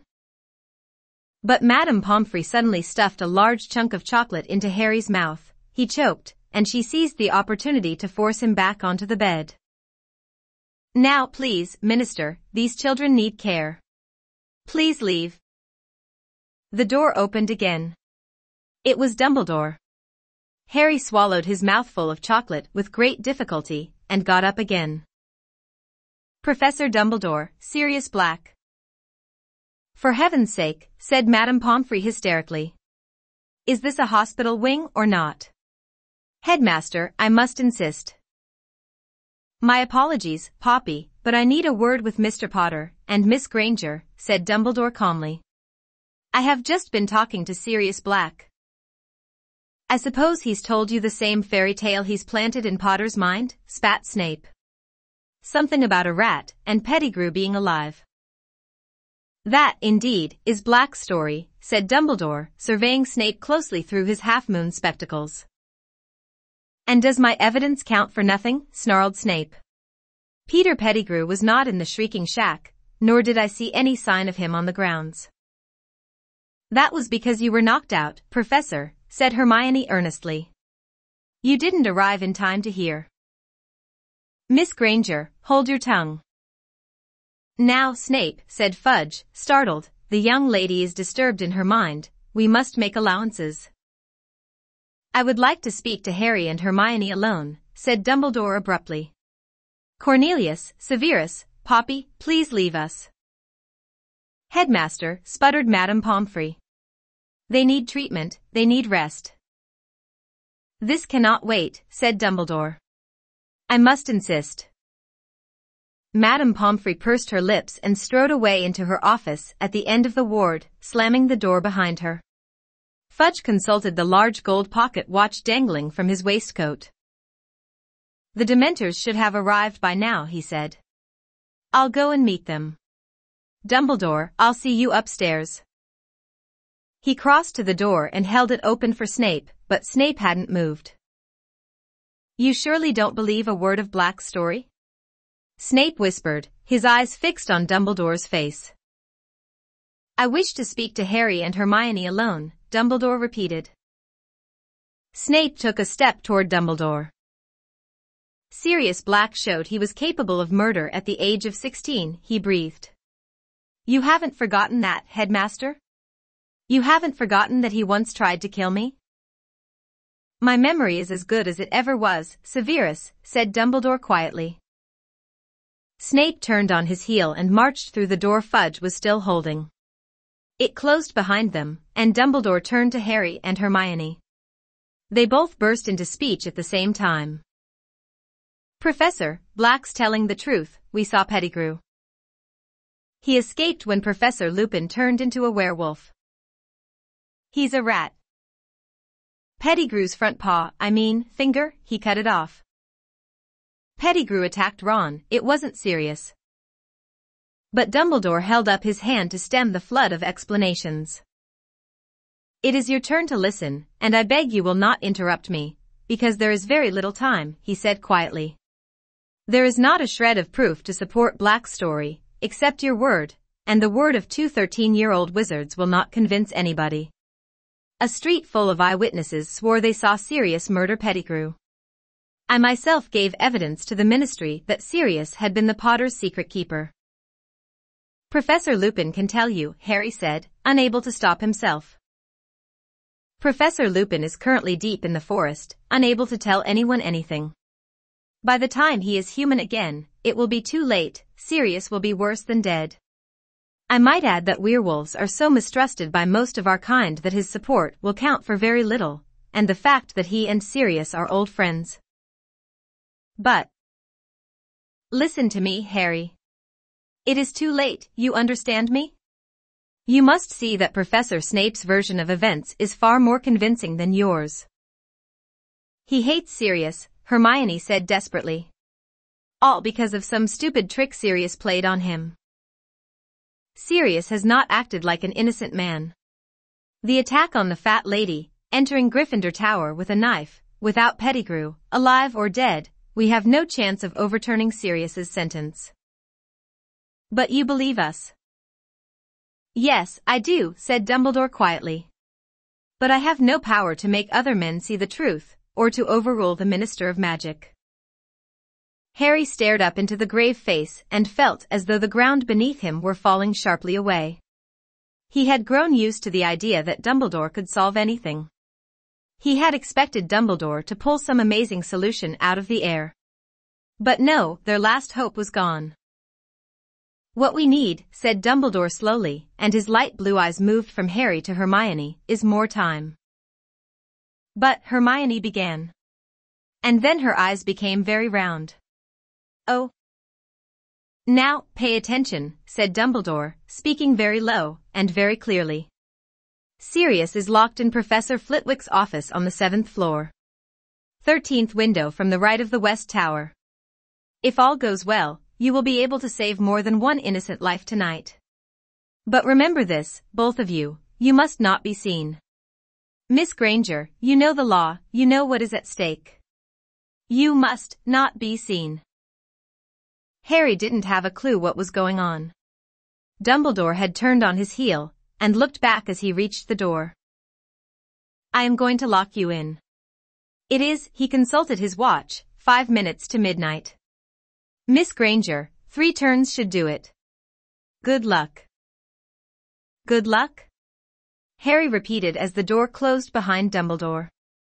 3 turns? What's he talking about? What are we supposed to do? But Hermione was fumbling with the neck of her robes, pulling from beneath them a very long, very fine gold chain. Harry, come here, she said urgently.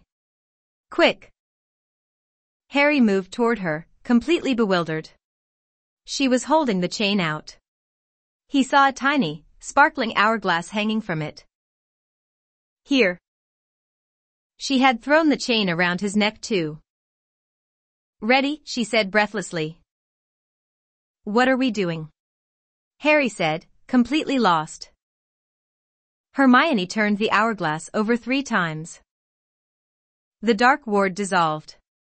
Harry had the sensation that he was flying very fast, backward. A blur of colors and shapes rushed past him, his ears were pounding, he tried to yell, but couldn't hear his own voice. And then he felt solid ground beneath his feet, and everything came into focus again. He was standing next to Hermione in the deserted entrance hall, and a stream of golden sunlight was falling across the paved floor from the open front doors. He looked wildly around at Hermione, the chain of the hourglass cutting into his neck. Hermione, what? In here. Hermione seized Harry's arm and dragged him across the hall to the door of a broom closet. She opened it, pushed him inside among the buckets and mops, then slammed the door behind them. What, how, Hermione, what happened? We've gone back in time, Hermione whispered, lifting the chain off Harry's neck in the darkness. 3 hours back. Harry found his own leg and gave it a very hard pinch. It hurt a lot, which seemed to rule out the possibility that he was having a very bizarre dream. But SHH. Listen. Someone's coming. I think it might be us. Hermione had her ear pressed against the cupboard door. Footsteps across the hall. Yes, I think it's us going down to Hagrid's. Are you telling me, Harry whispered, that we're here in this cupboard and we're out there too? Yes, said Hermione, her ear still glued to the cupboard door. I'm sure it's us. It doesn't sound like more than 3 people, and we're walking slowly because we're under the invisibility cloak. She broke off, still listening intently. We've gone down the front steps. Hermione sat down on an upturned bucket, looking desperately anxious, but Harry wanted a few questions answered. Where did you get that hourglass thing? It's called a time turner, Hermione whispered, and I got it from Professor McGonagall on our first day back. I've been using it all year to get to all my lessons. Professor McGonagall made me swear I wouldn't tell anyone. She had to write all sorts of letters to the Ministry of Magic so I could have one. She had to tell them that I was a model student and that I'd never, ever use it for anything except my studies. I've been turning it back so I could do hours over again. That's how I've been doing several lessons at once, see. But Harry, I don't understand what Dumbledore wants us to do. Why did he tell us to go back 3 hours? How's that going to help Sirius? Harry stared at her shadowy face. There must be something that happened around now he wants us to change, he said slowly. What happened? We were walking down to Hagrid's 3 hours ago. This is 3 hours ago, and we are walking down to Hagrid's, said Hermione. We just heard ourselves leaving. Harry frowned. He felt as though he were screwing up his whole brain in concentration. Dumbledore just said we could save more than one innocent life. And then it hit him. Hermione, we're going to save Buckbeak. But how will that help Sirius? Dumbledore said, he just told us where the window is, the window of Flitwick's office. Where they've got Sirius locked up. We've got to fly Buckbeak up to the window and rescue Sirius. Sirius can escape on Buckbeak, they can escape together. From what Harry could see of Hermione's face, she looked terrified. If we manage that without being seen, it'll be a miracle. Well, we've got to try, haven't we? Said Harry. He stood up and pressed his ear against the door. Doesn't sound like anyone's there. Come on, let's go. Harry pushed open the closet door. The entrance hall was deserted. As quietly and quickly as they could, they darted out of the closet and down the stone steps. The shadows were already lengthening, the tops of the trees in the forbidden forest gilded once more with gold. If anyone's looking out of the window, Hermione squeaked, looking up at the castle behind them. We'll run for it, said Harry determinedly. Straight into the forest, all right? We'll have to hide behind a tree or something and keep a lookout. Okay, but we'll go around by the greenhouses, said Hermione breathlessly. We need to keep out of sight of Hagrid's front door, or we'll see us. We must be nearly at Hagrid's by now. Still working out what she meant, Harry set off at a sprint, Hermione behind him. They tore across the vegetable gardens to the greenhouses, paused for a moment behind them, then set off again, fast as they could, skirting around the Whomping Willow, tearing toward the shelter of the forest. Safe in the shadows of the trees, Harry turned around. Seconds later, Hermione arrived beside him, panting. Right, she gasped. We need to sneak over to Hagrid's. Keep out of sight, Harry. They made their way silently through the trees, keeping to the very edge of the forest. Then, as they glimpsed the front of Hagrid's house, they heard a knock upon his door. They moved quickly behind a wide oak trunk and peered out from either side. Hagrid had appeared in his doorway, shaking and white, looking around to see who had knocked. And Harry heard his own voice. "It's us. We're wearing the invisibility cloak. Let us in and we can take it off." "Yes, shouldn't we come?" Hagrid whispered. He stood back, then shut the door quickly. "This is the weirdest thing we've ever done," Harry said fervently. "Let's move along a bit," Hermione whispered. "We need to get nearer to Buckbeak." They crept through the trees until they saw the nervous hippogriff, tethered to the fence around Hagrid's pumpkin patch. "Now?" Harry whispered. "No," said Hermione. "If we steal him now, those committee people will think Hagrid set him free. We've got to wait until they've seen he's tied outside." "That's going to give us about 60 seconds, said Harry. This was starting to seem impossible. At that moment, there was a crash of breaking china from inside Hagrid's cabin. "That's Hagrid breaking the milk jug," Hermione whispered. "I'm going to find Scabbers in a moment." Sure enough, a few minutes later, they heard Hermione's shriek of surprise. "Hermione," said Harry suddenly, "what if we just run in there and grab Pettigrew?" "No," said Hermione in a terrified whisper. "Don't you understand? We're breaking one of the most important wizarding laws. Nobody's supposed to change time, nobody. You heard Dumbledore, if we're seen. We'd only be seen by ourselves and Hagrid." "Harry, what do you think you'd do if you saw yourself bursting into Hagrid's house?" said Hermione. I'd think I'd gone mad," said Harry, "or I'd think there was some dark magic going on." "Exactly. You wouldn't understand, you might even attack yourself. Don't you see? Professor McGonagall told me what awful things have happened when wizards have meddled with time. Loads of them ended up killing their past or future selves by mistake." "Okay," said Harry. "It was just an idea, I just thought." But Hermione nudged him and pointed toward the castle. Harry moved his head a few inches to get a clear view of the distant front doors. Dumbledore, Fudge, the old committee member, and McNair the executioner were coming down the steps. "We're about to come out," Hermione breathed. And sure enough, moments later, Hagrid's back door opened, and Harry saw himself, Ron, and Hermione walking out of it with Hagrid. It was, without a doubt, the strangest sensation of his life, standing behind the tree, and watching himself in the pumpkin patch. "It's okay, Beaky, it's okay," Hagrid said to Buckbeak. Then he turned to Harry, Ron, and Hermione. "Go on. Get going. Hagrid, we can't. We'll tell them what really happened. They can't kill him. Go. It's bad enough without you lot in trouble and all." Harry watched the Hermione in the pumpkin patch throw the invisibility cloak over him and Ron. "Go quick. Don, listen." There was a knock on Hagrid's front door. The execution party had arrived. Hagrid turned around and headed back into his cabin, leaving the back door ajar. Harry watched the grass flatten in patches all around the cabin, and heard 3 pairs of feet retreating.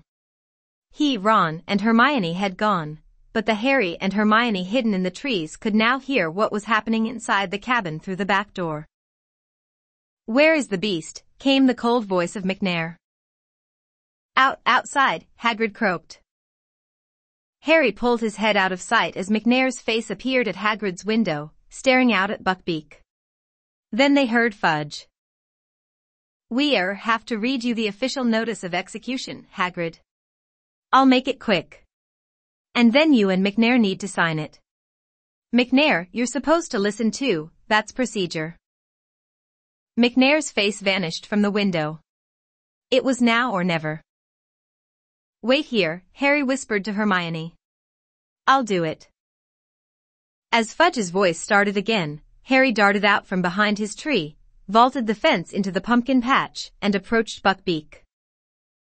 "It is the decision of the Committee for the Disposal of Dangerous Creatures that the hippogriff Buckbeak, hereafter called the Condemned, shall be executed on the 6th of June at sundown.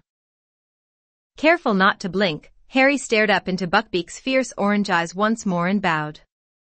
Buckbeak sank to his scaly knees and then stood up again. Harry began to fumble with the knot of rope tying Buckbeak to the fence. Sentenced to execution by beheading, to be carried out by the committee's appointed executioner, Walden McNair. "Come on, Buckbeak," Harry murmured. "Come on, we're going to help you." Quietly, quietly. As witnessed below. Hagrid, you sign here. Harry threw all his weight onto the rope, but Buckbeak had dug in his front feet. "Well, let's get this over with," said the reedy voice of the committee member from inside Hagrid's cabin.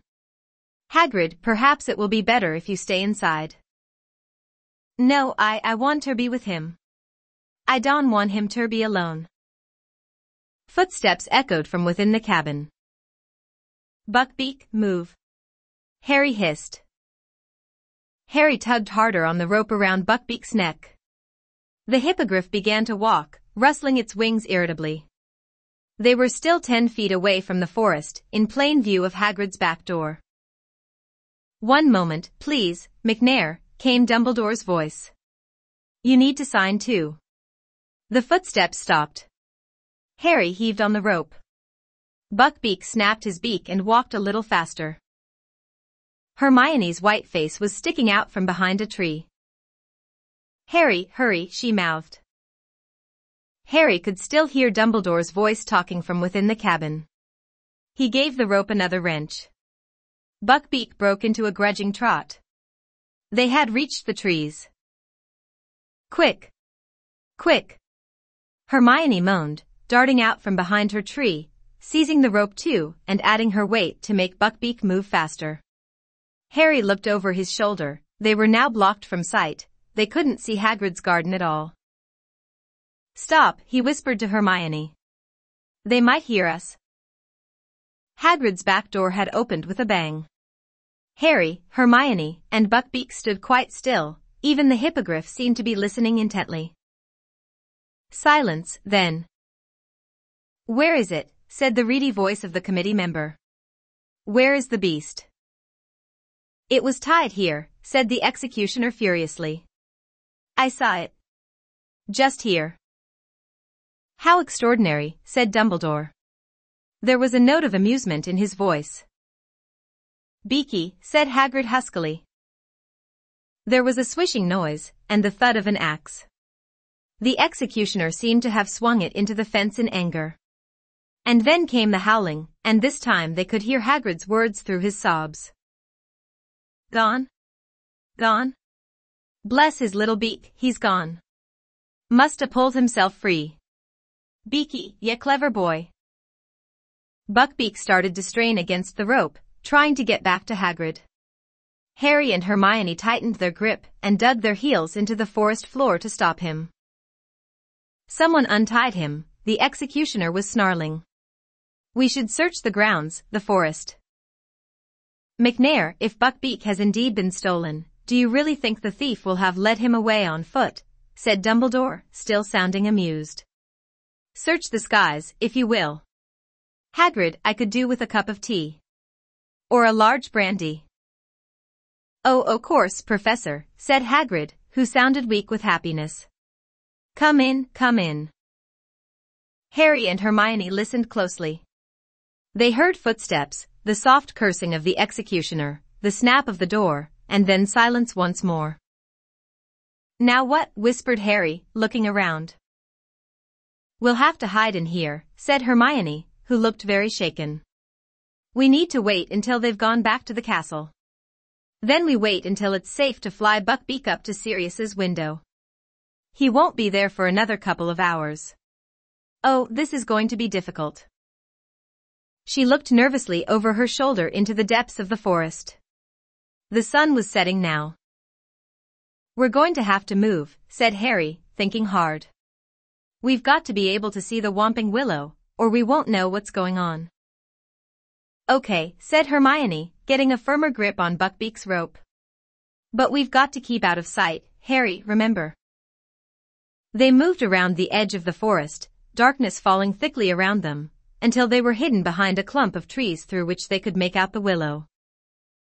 "There's Ron," said Harry suddenly. A dark figure was sprinting across the lawn, and its shout echoed through the still night air. "Get away from him, get away, Scabbers, come here." And then they saw two more figures materialize out of nowhere. Harry watched himself and Hermione chasing after Ron. Then he saw Ron dive. "Gotcha. Get off, you stinking cat." "They're serious," said Harry. The great shape of the dog had bounded out from the roots of the willow. They saw him bowl Harry over, then seize Ron. "Looks even worse from here, doesn't it?" said Harry, watching the dog pulling Ron into the roots. "Ouch, look, I just got walloped by the tree, and so did you, this is weird." The whomping willow was creaking and lashing out with its lower branches. They could see themselves darting here and there, trying to reach the trunk. And then the tree froze. "That was Crookshanks pressing the knot," said Hermione. "And there we go," Harry muttered. "We're in." The moment they disappeared, the tree began to move again. Seconds later, they heard footsteps quite close by. Dumbledore, McNair, Fudge, and the old committee member were making their way up to the castle. "Right after we'd gone down into the passage," said Hermione. "If only Dumbledore had come with us." "McNair and Fudge would have come too," said Harry bitterly. "I bet you anything Fudge would have told McNair to murder Sirius on the spot." They watched the four men climb the castle steps and disappear from view. For a few minutes the scene was deserted. Then, "Here comes Lupin," said Harry as they saw another figure sprinting down the stone steps and herring toward the willow. Harry looked up at the sky. Clouds were obscuring the moon completely. They watched Lupin seize a broken branch from the ground and prod the knot on the trunk. The tree stopped fighting, and Lupin, too, disappeared into the gap in its roots. "If he'd only grabbed the cloak," said Harry. "It's just lying there." He turned to Hermione. "If I just dashed out now and grabbed it, Snape'd never be able to get it, and..." "Harry, we mustn't be seen." "How can you stand this?" he asked Hermione fiercely. "Just standing here and watching it happen?" He hesitated. "I'm going to grab the cloak." "Harry, no." Hermione seized the back of Harry's robes not a moment too soon. Just then, they heard a burst of song. It was Hagrid, making his way up to the castle, singing at the top of his voice, and weaving slightly as he walked. A large bottle was swinging from his hands. "See?" Hermione whispered. "See what would have happened. We've got to keep out of sight." "No, Buckbeak." The hippogriff was making frantic attempts to get to Hagrid again. Harry seized his rope too, straining to hold Buckbeak back. They watched Hagrid meander tipsily up to the castle. He was gone. Buckbeak stopped fighting to get away. His head drooped sadly. Barely 2 minutes later, the castle doors flew open yet again, and Snape came charging out of them, running toward the willow. Harry's fists clenched as they watched Snape skid to a halt next to the tree, looking around. He grabbed the cloak and held it up. "Get your filthy hands off it," Harry snarled under his breath. SHH. Snape seized the branch Lupin had used to freeze the tree, prodded the knot, and vanished from view as he put on the cloak. "So that's it," said Hermione quietly. "We're all down there, and now we've just got to wait until we come back up again." She took the end of Buckbeak's rope and tied it securely around the nearest tree, then sat down on the dry ground, arms around her knees. "Harry, there's something I don't understand. Why didn't the Dementors get serious? I remember them coming, and then I think I passed out. There were so many of them." Harry sat down too. He explained what he'd seen, how, as the nearest Dementor had lowered its mouth to Harry's, a large silver something had come galloping across the lake and forced the Dementors to retreat. Hermione's mouth was slightly open by the time Harry had finished. "But what was it?" There's only one thing it could have been, to make the Dementors go, said Harry. A real Patronus. A powerful one. But who conjured it? Harry didn't say anything. He was thinking back to the person he'd seen on the other bank of the lake. He knew who he thought it had been, but how could it have been? Didn't you see what they looked like? Said Hermione eagerly. Was it one of the teachers? No, said Harry. He wasn't a teacher. But it must have been a really powerful wizard, to drive all those Dementors away. If the Patronus was shining so brightly, didn't it light him up? Couldn't you see? Yeah, I saw him, said Harry slowly. But maybe I imagined it. I wasn't thinking straight. I passed out right afterward. Who did you think it was? I think, Harry swallowed, knowing how strange this was going to sound. I think it was my dad. Harry glanced up at Hermione, and saw that her mouth was fully open now. She was gazing at him with a mixture of alarm and pity. Harry, your dad's, well, dead, she said quietly. I know that, said Harry quickly. You think you saw his ghost?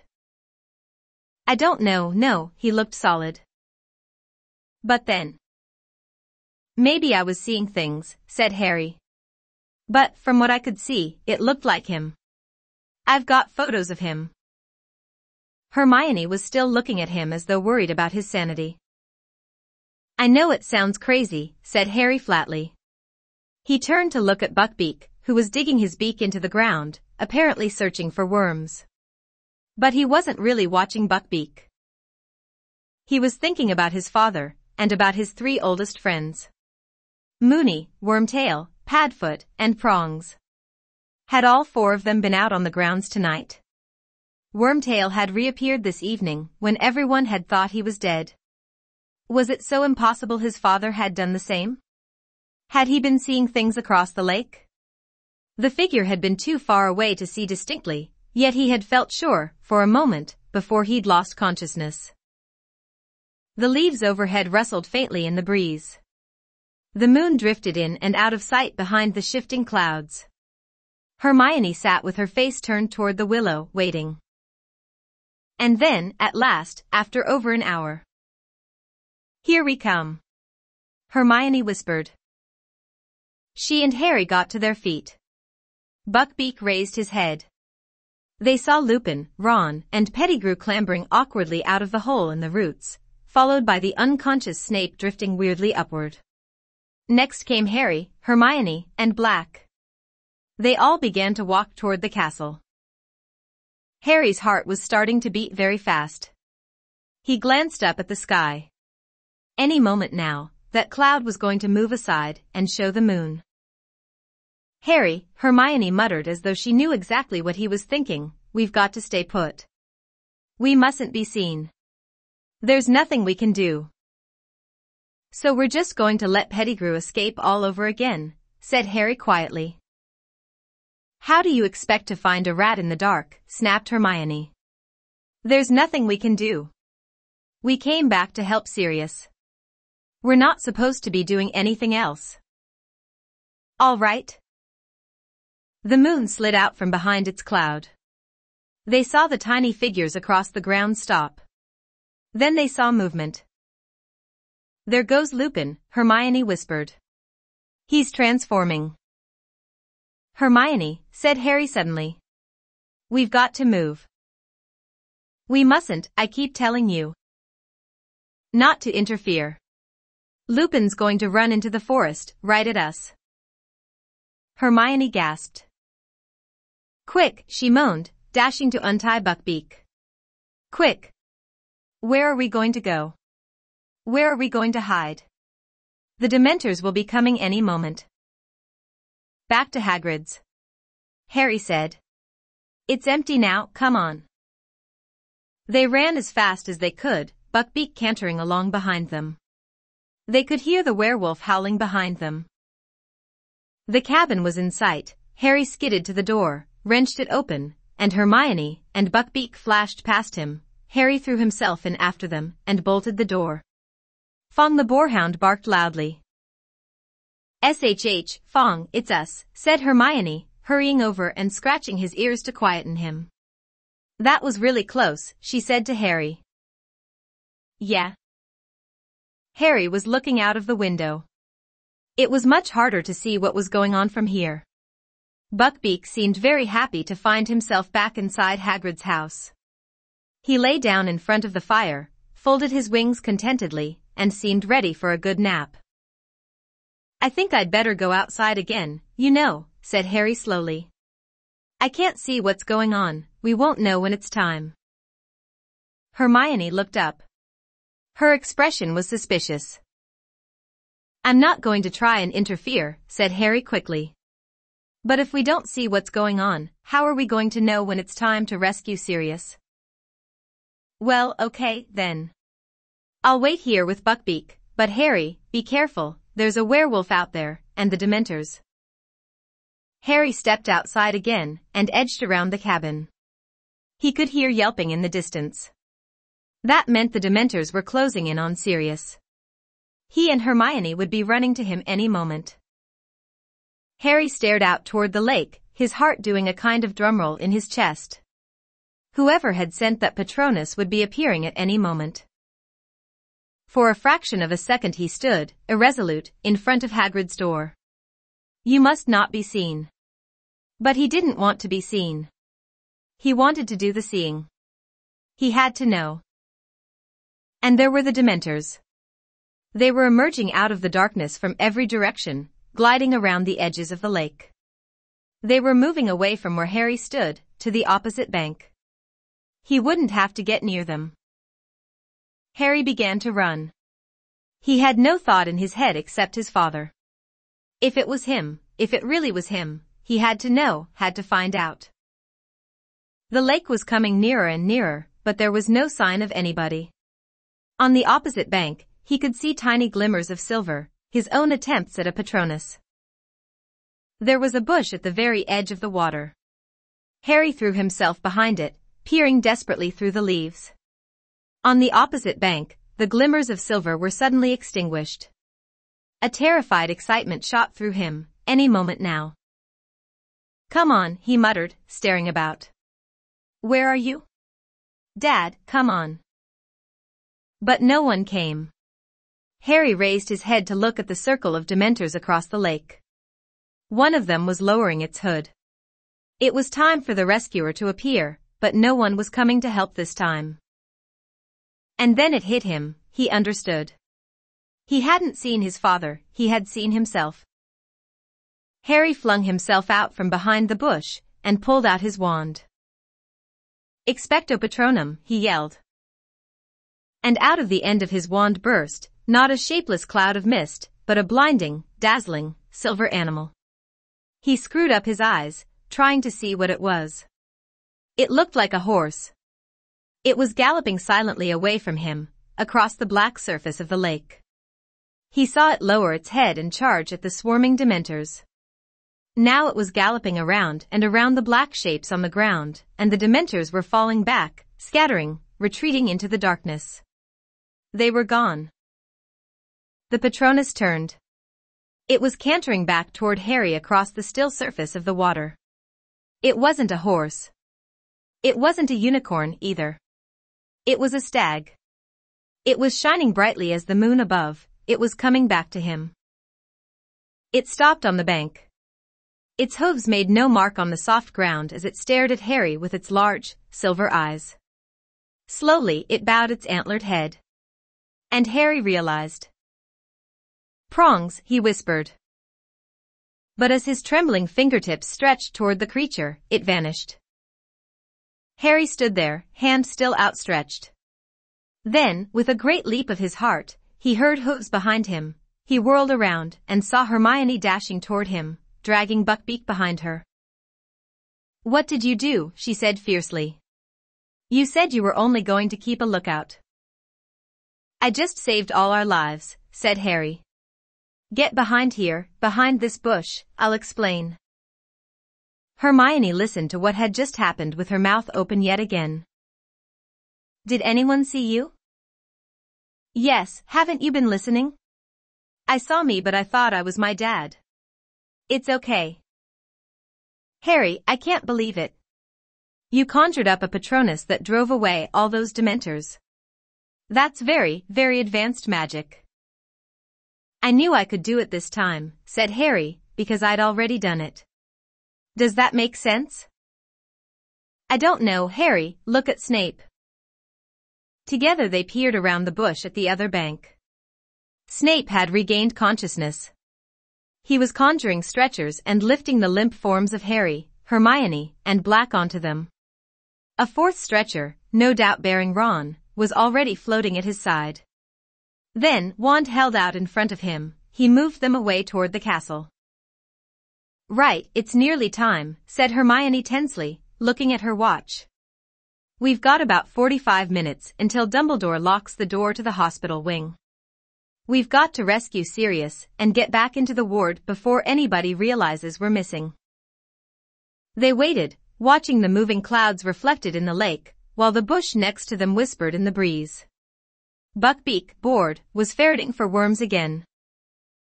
"D'you reckon he's up there yet?" said Harry, checking his watch. He looked up at the castle, and began counting the windows to the right of the west tower. "Look," Hermione whispered. "Who's that?" "Someone's coming back out of the castle." Harry stared through the darkness. The man was hurrying across the grounds, toward one of the entrances. Something shiny glinted in his belt. "McNair," said Harry.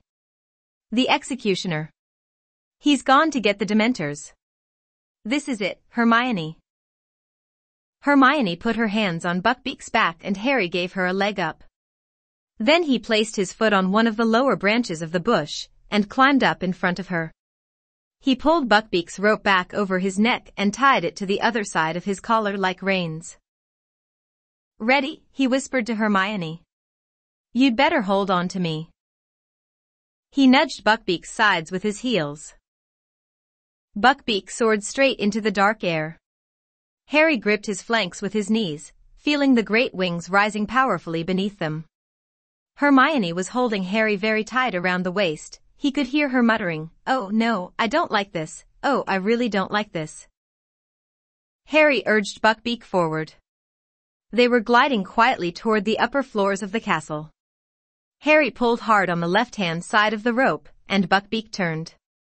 Harry was trying to count the windows flashing past. "Whoa," he said, pulling backward as hard as he could. Buckbeak slowed down and they found themselves at a stop, unless you counted the fact that they kept rising up and down several feet, as the hippogriff beat his wings to remain airborne. "He's there," Harry said, spotting Sirius as they rose up beside the window. He reached out, and as Buckbeak's wings fell, was able to tap sharply on the glass. Black looked up. Harry saw his jaw drop. He leapt from his chair, hurried to the window, and tried to open it, but it was locked. "Stand back," Hermione called to him, and she took out her wand, still gripping the back of Harry's robes with her left hand. "Alohomora." The window sprang open. How, said Black weakly, staring at the hippogriff. "Get on, there's not much time," said Harry, gripping Buckbeak firmly on either side of his sleek neck to hold him steady. "You've got to get out of here, the Dementors are coming, McNair's gone to get them." Black placed a hand on either side of the window frame, and heaved his head and shoulders out of it. It was very lucky he was so thin. In seconds, he had managed to fling one leg over Buckbeak's back, and pull himself onto the hippogriff behind Hermione. "Okay, Buckbeak, up," said Harry, shaking the rope. "Up to the tower, come on." The hippogriff gave one sweep of its mighty wings, and they were soaring upward again, high as the top of the west tower. Buckbeak landed with a clatter on the battlements, and Harry and Hermione slid off him at once. "Sirius, you'd better go, quick," Harry panted. "They'll reach Flitwick's office any moment, they'll find out you're gone." Buckbeak pawed the ground, tossing his sharp head. "What happened to the other boy?" "Ron," croaked Sirius. "He's going to be okay. He's still out of it, but Madame Pomfrey says she'll be able to make him better. Quick, go. But Black was still staring down at Harry. How can I ever think? Go. Harry and Hermione shouted together. Black wheeled Buckbeak around, facing the open sky.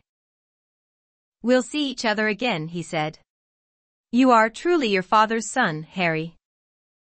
He squeezed Buckbeak's sides with his heels. Harry and Hermione jumped back as the enormous wings rose once more. The hippogriff took off into the air.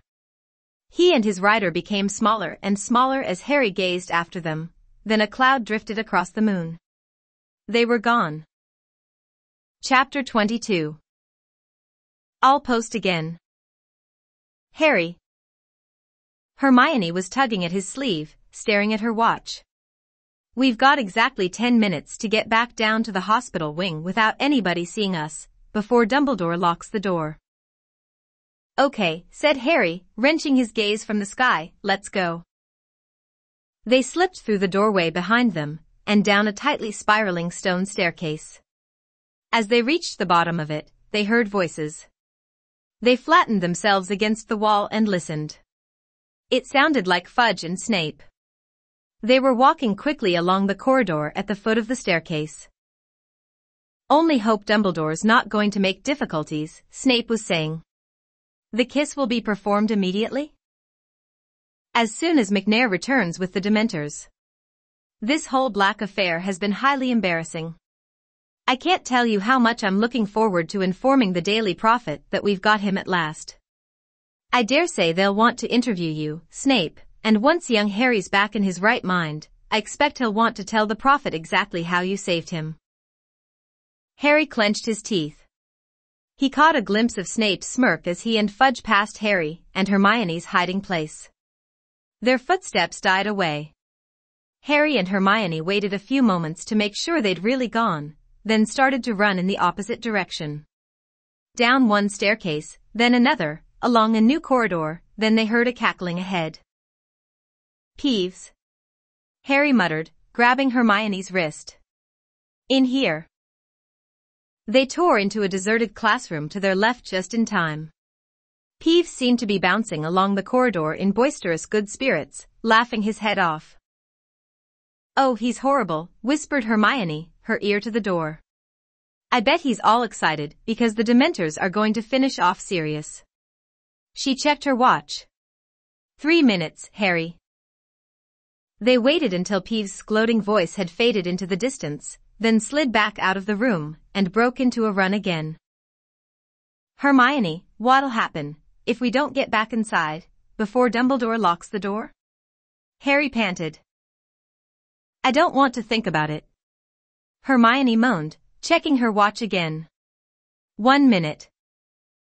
They had reached the end of the corridor with the hospital wing entrance. Okay, I can hear Dumbledore, said Hermione tensely. Come on, Harry. They crept along the corridor. The door opened. Dumbledore's back appeared. I am going to lock you in, they heard him saying. It is 5 minutes to midnight. Miss Granger, 3 turns should do it. Good luck. Dumbledore backed out of the room, closed the door, and took out his wand to magically lock it. Panicking, Harry and Hermione ran forward. Dumbledore looked up, and a wide smile appeared under the long silver mustache. Well, he said quietly. We did it, said Harry breathlessly. Sirius has gone, on Buckbeak. Dumbledore beamed at them. Well done. I think, he listened intently for any sound within the hospital wing. Yes, I think you've gone too, get inside, I'll lock you in. Harry and Hermione slipped back inside the dormitory. It was empty except for Ron, who was still lying motionless in the end bed. As the lock clicked behind them, Harry and Hermione crept back to their own beds, Hermione tucking the time-turner back under her robes. A moment later, Madame Pomfrey came striding back out of her office. Did I hear the headmaster leaving? Am I allowed to look after my patients now? She was in a very bad mood. Harry and Hermione thought it best to accept their chocolate quietly. Madame Pomfrey stood over them, making sure they ate it. But Harry could hardly swallow. He and Hermione were waiting, listening, their nerves jangling.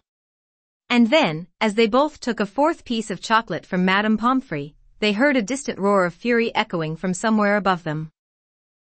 "What was that?" said Madame Pomfrey in alarm. Now they could hear angry voices, growing louder and louder. Madame Pomfrey was staring at the door. "Really, they'll wake everybody up. What do they think they're doing?" Harry was trying to hear what the voices were saying. They were drawing nearer. "He must have disapparated, Severus. We should have left somebody in the room with him. When this gets out." "He didn't disapparate," Snape roared, now very close at hand. "You can't apparate or disapparate inside this castle. This has something to do with Potter." "Severus, be reasonable, Harry has been locked up." Bam! The door of the hospital wing burst open. Fudge, Snape, and Dumbledore came striding into the ward. Dumbledore alone looked calm. Indeed, he looked as though he was quite enjoying himself. Fudge appeared angry. But Snape was beside himself. "Out with it, Potter," he bellowed. "What did you do?" "Professor Snape," shrieked Madame Pomfrey. "Control yourself." "See here, Snape, be reasonable," said Fudge. "This door's been locked, we just saw. They helped him escape, I know it." Snape howled, pointing at Harry and Hermione. His face was twisted, spit was flying from his mouth. "Calm down, man," Fudge barked. "You're talking nonsense." "You don't know Potter," shrieked Snape. "He did it, I know he did it." "That will do, Severus," said Dumbledore quietly.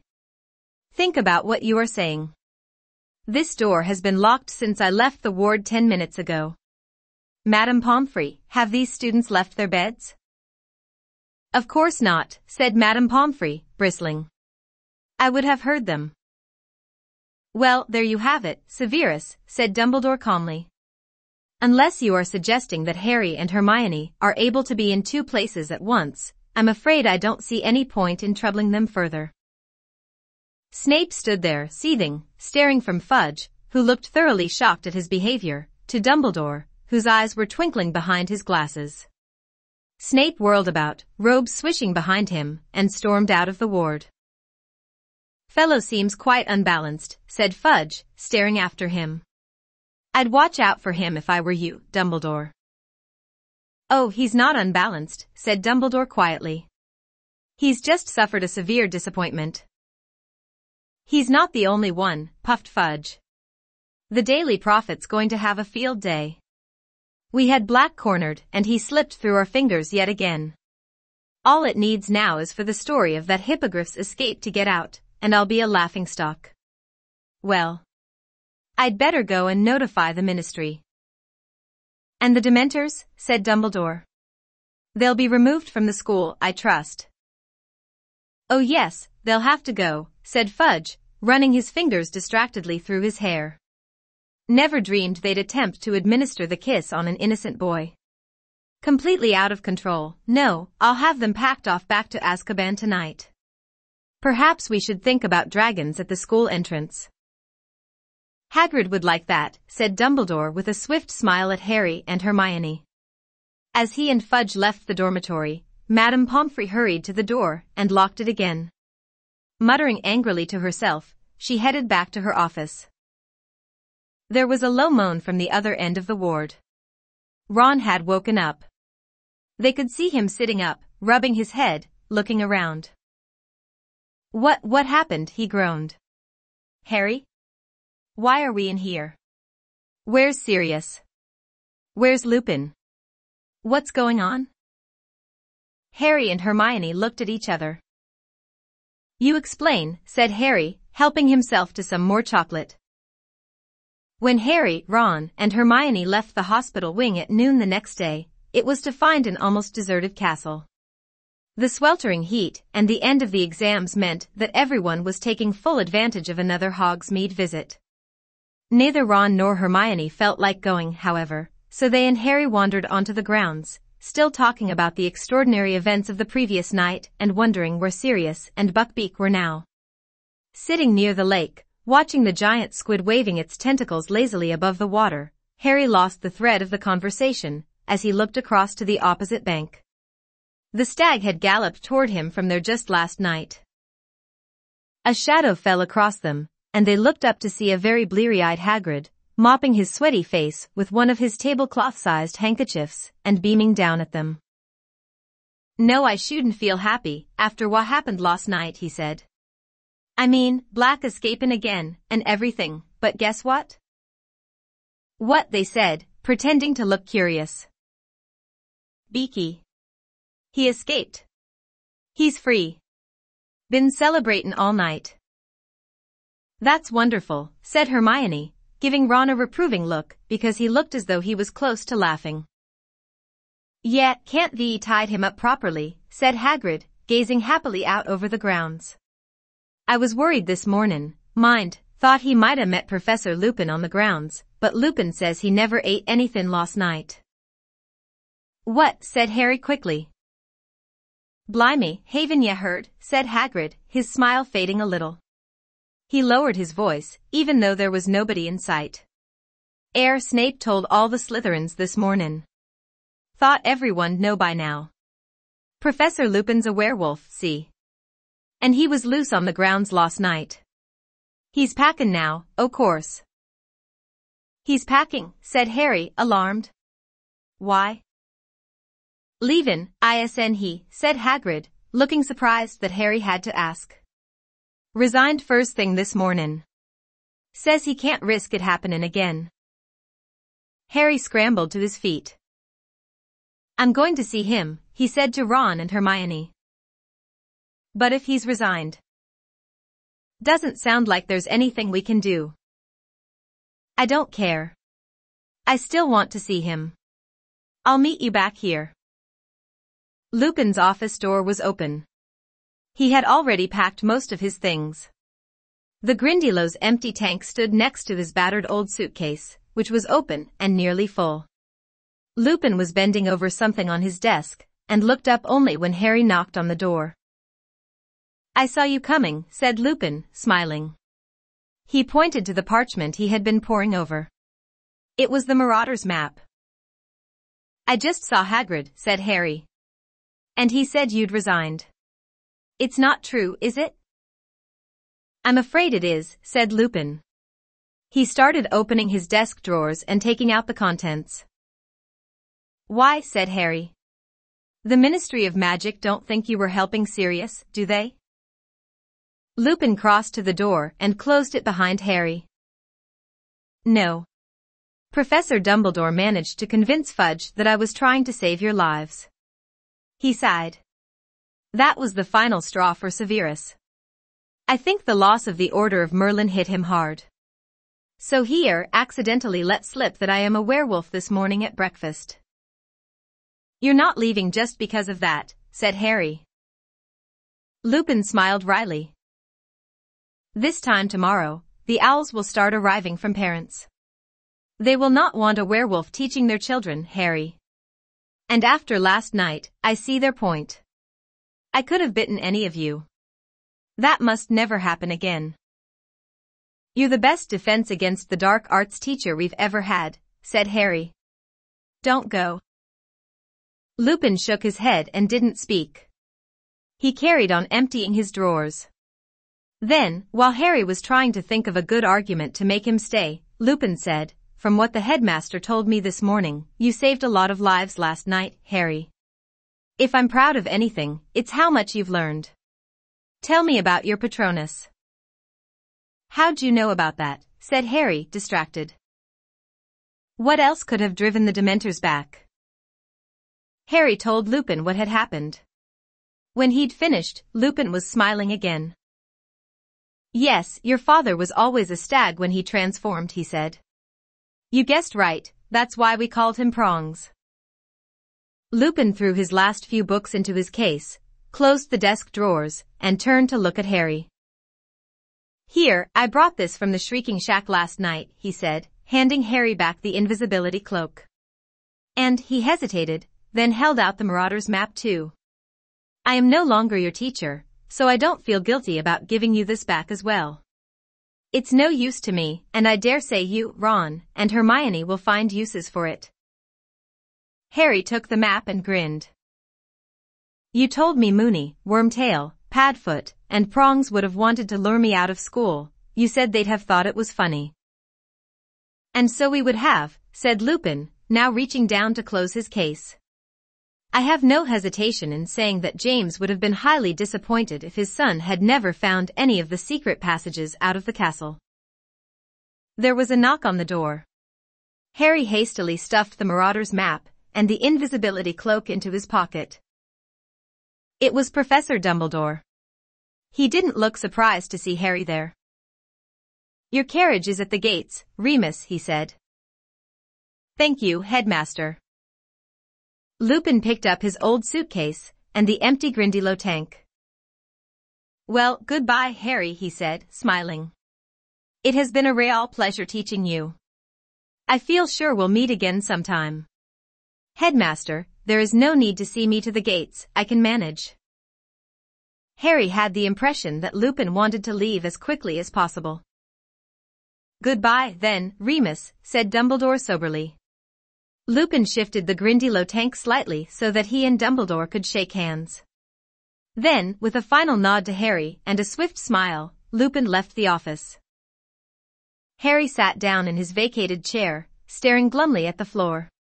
He heard the door close and looked up. Dumbledore was still there. Why so miserable, Harry? He said quietly. You should be very proud of yourself after last night. It didn't make any difference, said Harry bitterly. Pettigrew got away. Didn't make any difference, said Dumbledore quietly. It made all the difference in the world, Harry. You helped uncover the truth. You saved an innocent man from a terrible fate. Terrible. Something stirred in Harry's memory. Greater and more terrible than ever before. Professor Trelawney's prediction. Professor Dumbledore, yesterday, when I was having my divination exam, Professor Trelawney went very, very strange. Indeed, said Dumbledore. Stranger than usual, you mean? Yes, her voice went all deep and her eyes rolled, and she said Voldemort's servant was going to set out to return to him before midnight. She said the servant would help him come back to power. Harry stared up at Dumbledore. And then she sort of became normal again, and she couldn't remember anything she'd said. Was she making a real prediction? Dumbledore looked mildly impressed. Do you know, Harry, I think she might have been, he said thoughtfully. Who'd have thought it? That brings her total of real predictions up to 2. I should offer her a pay raise. But Harry looked at him, aghast. How could Dumbledore take this so calmly? But I stopped Sirius and Professor Lupin from killing Pettigrew. That makes it my fault if Voldemort comes back. It does not, said Dumbledore quietly. Hasn't your experience with the Time Turner taught you anything, Harry? The consequences of our actions are always so complicated, so diverse, that predicting the future is a very difficult business indeed. Professor Trelawney, bless her, is living proof of that. You did a very noble thing in saving Pettigrew's life. But if he helps Voldemort back to power, Pettigrew owes his life to you. You have sent Voldemort a deputy who is in your debt. When one wizard saves another wizard's life, it creates a certain bond between them, and I'm much mistaken if Voldemort wants his servant in the debt of Harry Potter. I don't want a bond with Pettigrew, said Harry. He betrayed my parents. This is magic at its deepest, its most impenetrable, Harry. But trust me, the time may come when you will be very glad you saved Pettigrew's life. Harry couldn't imagine when that would be. Dumbledore looked as though he knew what Harry was thinking. I knew your father very well, both at Hogwarts and later, Harry, he said gently. He would have saved Pettigrew too, I am sure of it. Harry looked up at him. Dumbledore wouldn't laugh, he could tell Dumbledore. Last night. I thought it was my dad who'd conjured my Patronus. I mean, when I saw myself across the lake. I thought I was seeing him. An easy mistake to make, said Dumbledore softly. I expect you'll tire of hearing it, but you do look extraordinarily like James. Except for the eyes, you have your mother's eyes. Harry shook his head. It was stupid, thinking it was him, he muttered. I mean, I knew he was dead. You think the dead we have loved ever truly leave us? You think that we don't recall them more clearly than ever in times of great trouble? Your father is alive in you, Harry, and shows himself most plainly when you have need of him. How else could you produce that particular Patronus? Prongs rode again last night. It took a moment for Harry to realize what Dumbledore had said. Last night Sirius told me all about how they became animagi, said Dumbledore, smiling. An extraordinary achievement, not least, keeping it quiet from me. And then I remembered the most unusual form your Patronus took, when it charged Mr. Malfoy down at your Quidditch match against Ravenclaw. So you did see your father last night, Harry. You found him inside yourself. And Dumbledore left the office, leaving Harry to his very confused thoughts. Nobody at Hogwarts knew the truth of what had happened the night that Sirius, Buckbeak, and Pettigrew had vanished except Harry, Ron, Hermione, and Professor Dumbledore. As the end of term approached, Harry heard many different theories about what had really happened, but none of them came close to the truth. Malfoy was furious about Buckbeak. He was convinced that Hagrid had found a way of smuggling the hippogriff to safety, and seemed outraged that he and his father had been outwitted by a gamekeeper. Percy Weasley, meanwhile, had much to say on the subject of Sirius's escape. If I manage to get into the ministry, I'll have a lot of proposals to make about magical law enforcement, he told the only person who would listen, his girlfriend, Penelope. Though the weather was perfect, though the atmosphere was so cheerful, though he knew they had achieved the near impossible in helping Sirius to freedom, Harry had never approached the end of a school year in worse spirits. He certainly wasn't the only one who was sorry to see Professor Lupin go. The whole of Harry's defense against the dark arts class was miserable about his resignation. Wonder what they'll give us next year, said Seamus Finnegan gloomily. Maybe a vampire, suggested Dean Thomas hopefully. It wasn't only Professor Lupin's departure that was weighing on Harry's mind. He couldn't help thinking a lot about Professor Trelawney's prediction. He kept wondering where Pettigrew was now, whether he had sought sanctuary with Voldemort yet. But the thing that was lowering Harry's spirits most of all was the prospect of returning to the Dursleys. For maybe half an hour, a glorious half hour, he had believed he would be living with Sirius from now on, his parents' best friend. It would have been the next best thing to having his own father back. And while no news of Sirius was definitely good news, because it meant he had successfully gone into hiding, Harry couldn't help feeling miserable when he thought of the home he might have had, and the fact that it was now impossible. The exam results came out on the last day of term. Harry, Ron, and Hermione had passed every subject. Harry was amazed that he had got through potions. He had a shrewd suspicion that Dumbledore might have stepped in to stop Snape failing him on purpose. Snape's behavior toward Harry over the past week had been quite alarming. Harry wouldn't have thought it possible that Snape's dislike for him could increase, but it certainly had. A muscle twitched unpleasantly at the corner of Snape's thin mouth every time he looked at Harry, and he was constantly flexing his fingers, as though itching to place them around Harry's throat. Percy had got his top grade N.E.W.T.S. Fred and George had scraped a handful of O.W.L.S. each. Gryffindor House, meanwhile, largely thanks to their spectacular performance in the Quidditch Cup, had won the house championship for the third year running. This meant that the end-of-term feast took place amid decorations of scarlet and gold, and that the Gryffindor table was the noisiest of the lot, as everybody celebrated. Even Harry managed to forget about the journey back to the Dursleys the next day as he ate, drank, talked, and laughed with the rest. As the Hogwarts Express pulled out of the station the next morning, Hermione gave Harry and Ron some surprising news. I went to see Professor McGonagall this morning, just before breakfast.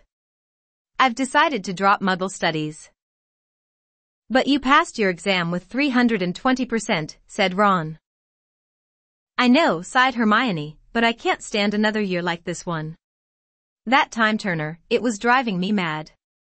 I've handed it in.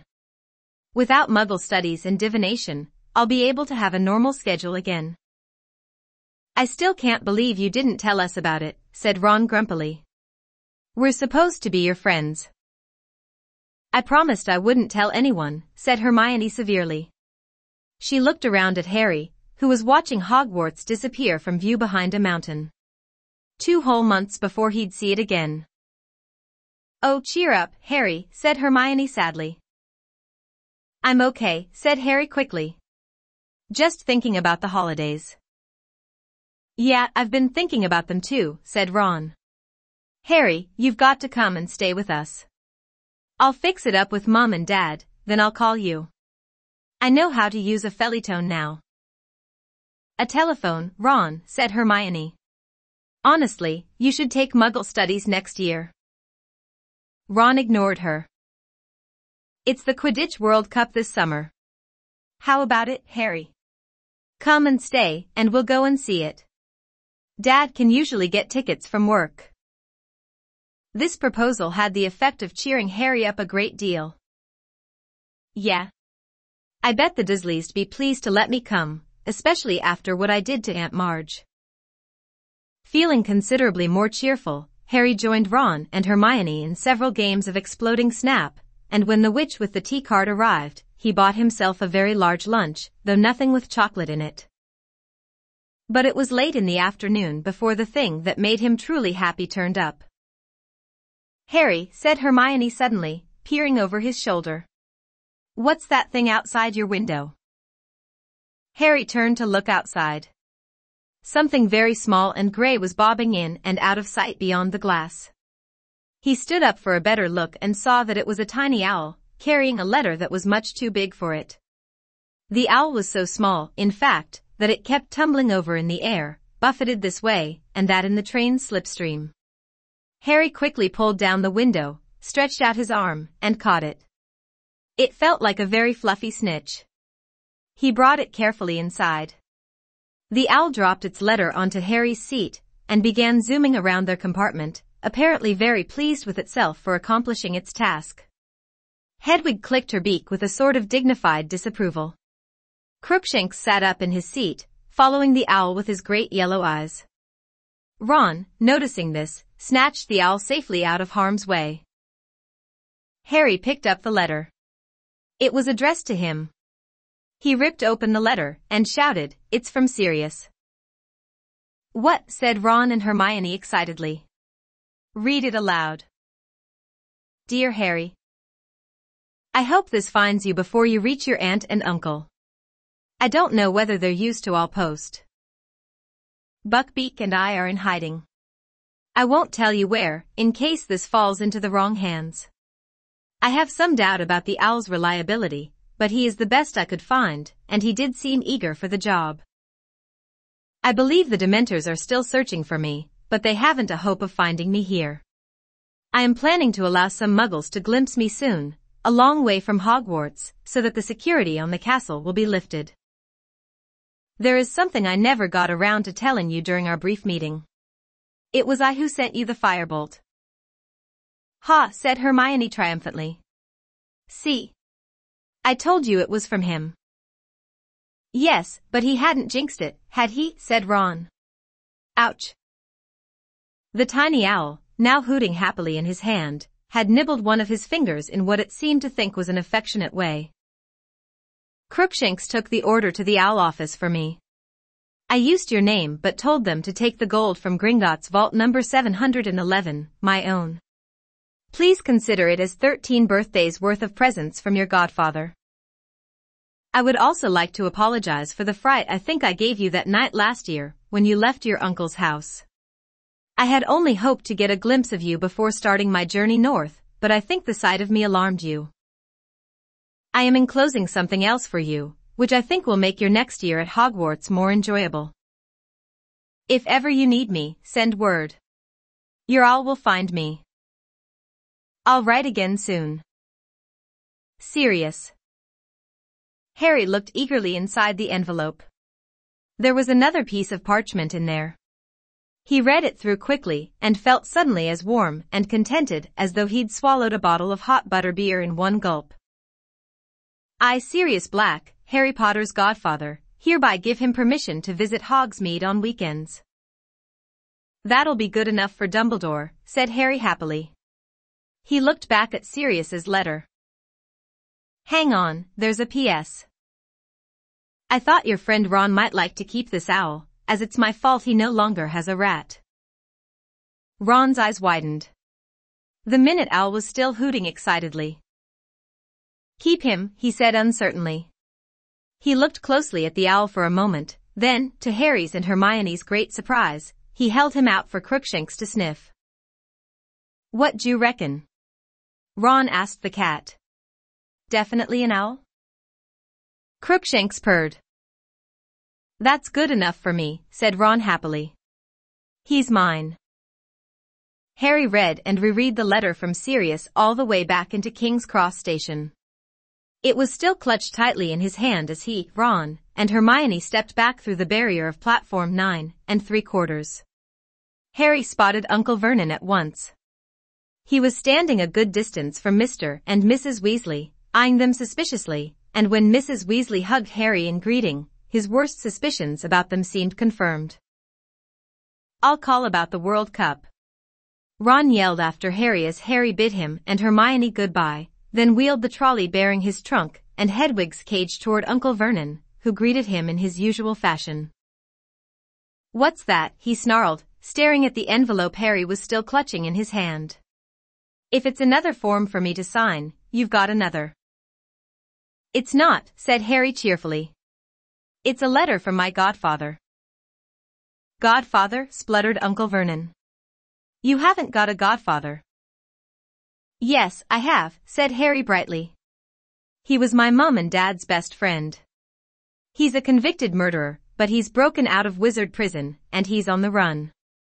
He likes to keep in touch with me, though, keep up with my news, check if I'm happy. And, grinning broadly at the look of horror on Uncle Vernon's face, Harry set off toward the station exit, Hedwig rattling along in front of him, for what looked like a much better summer than the last.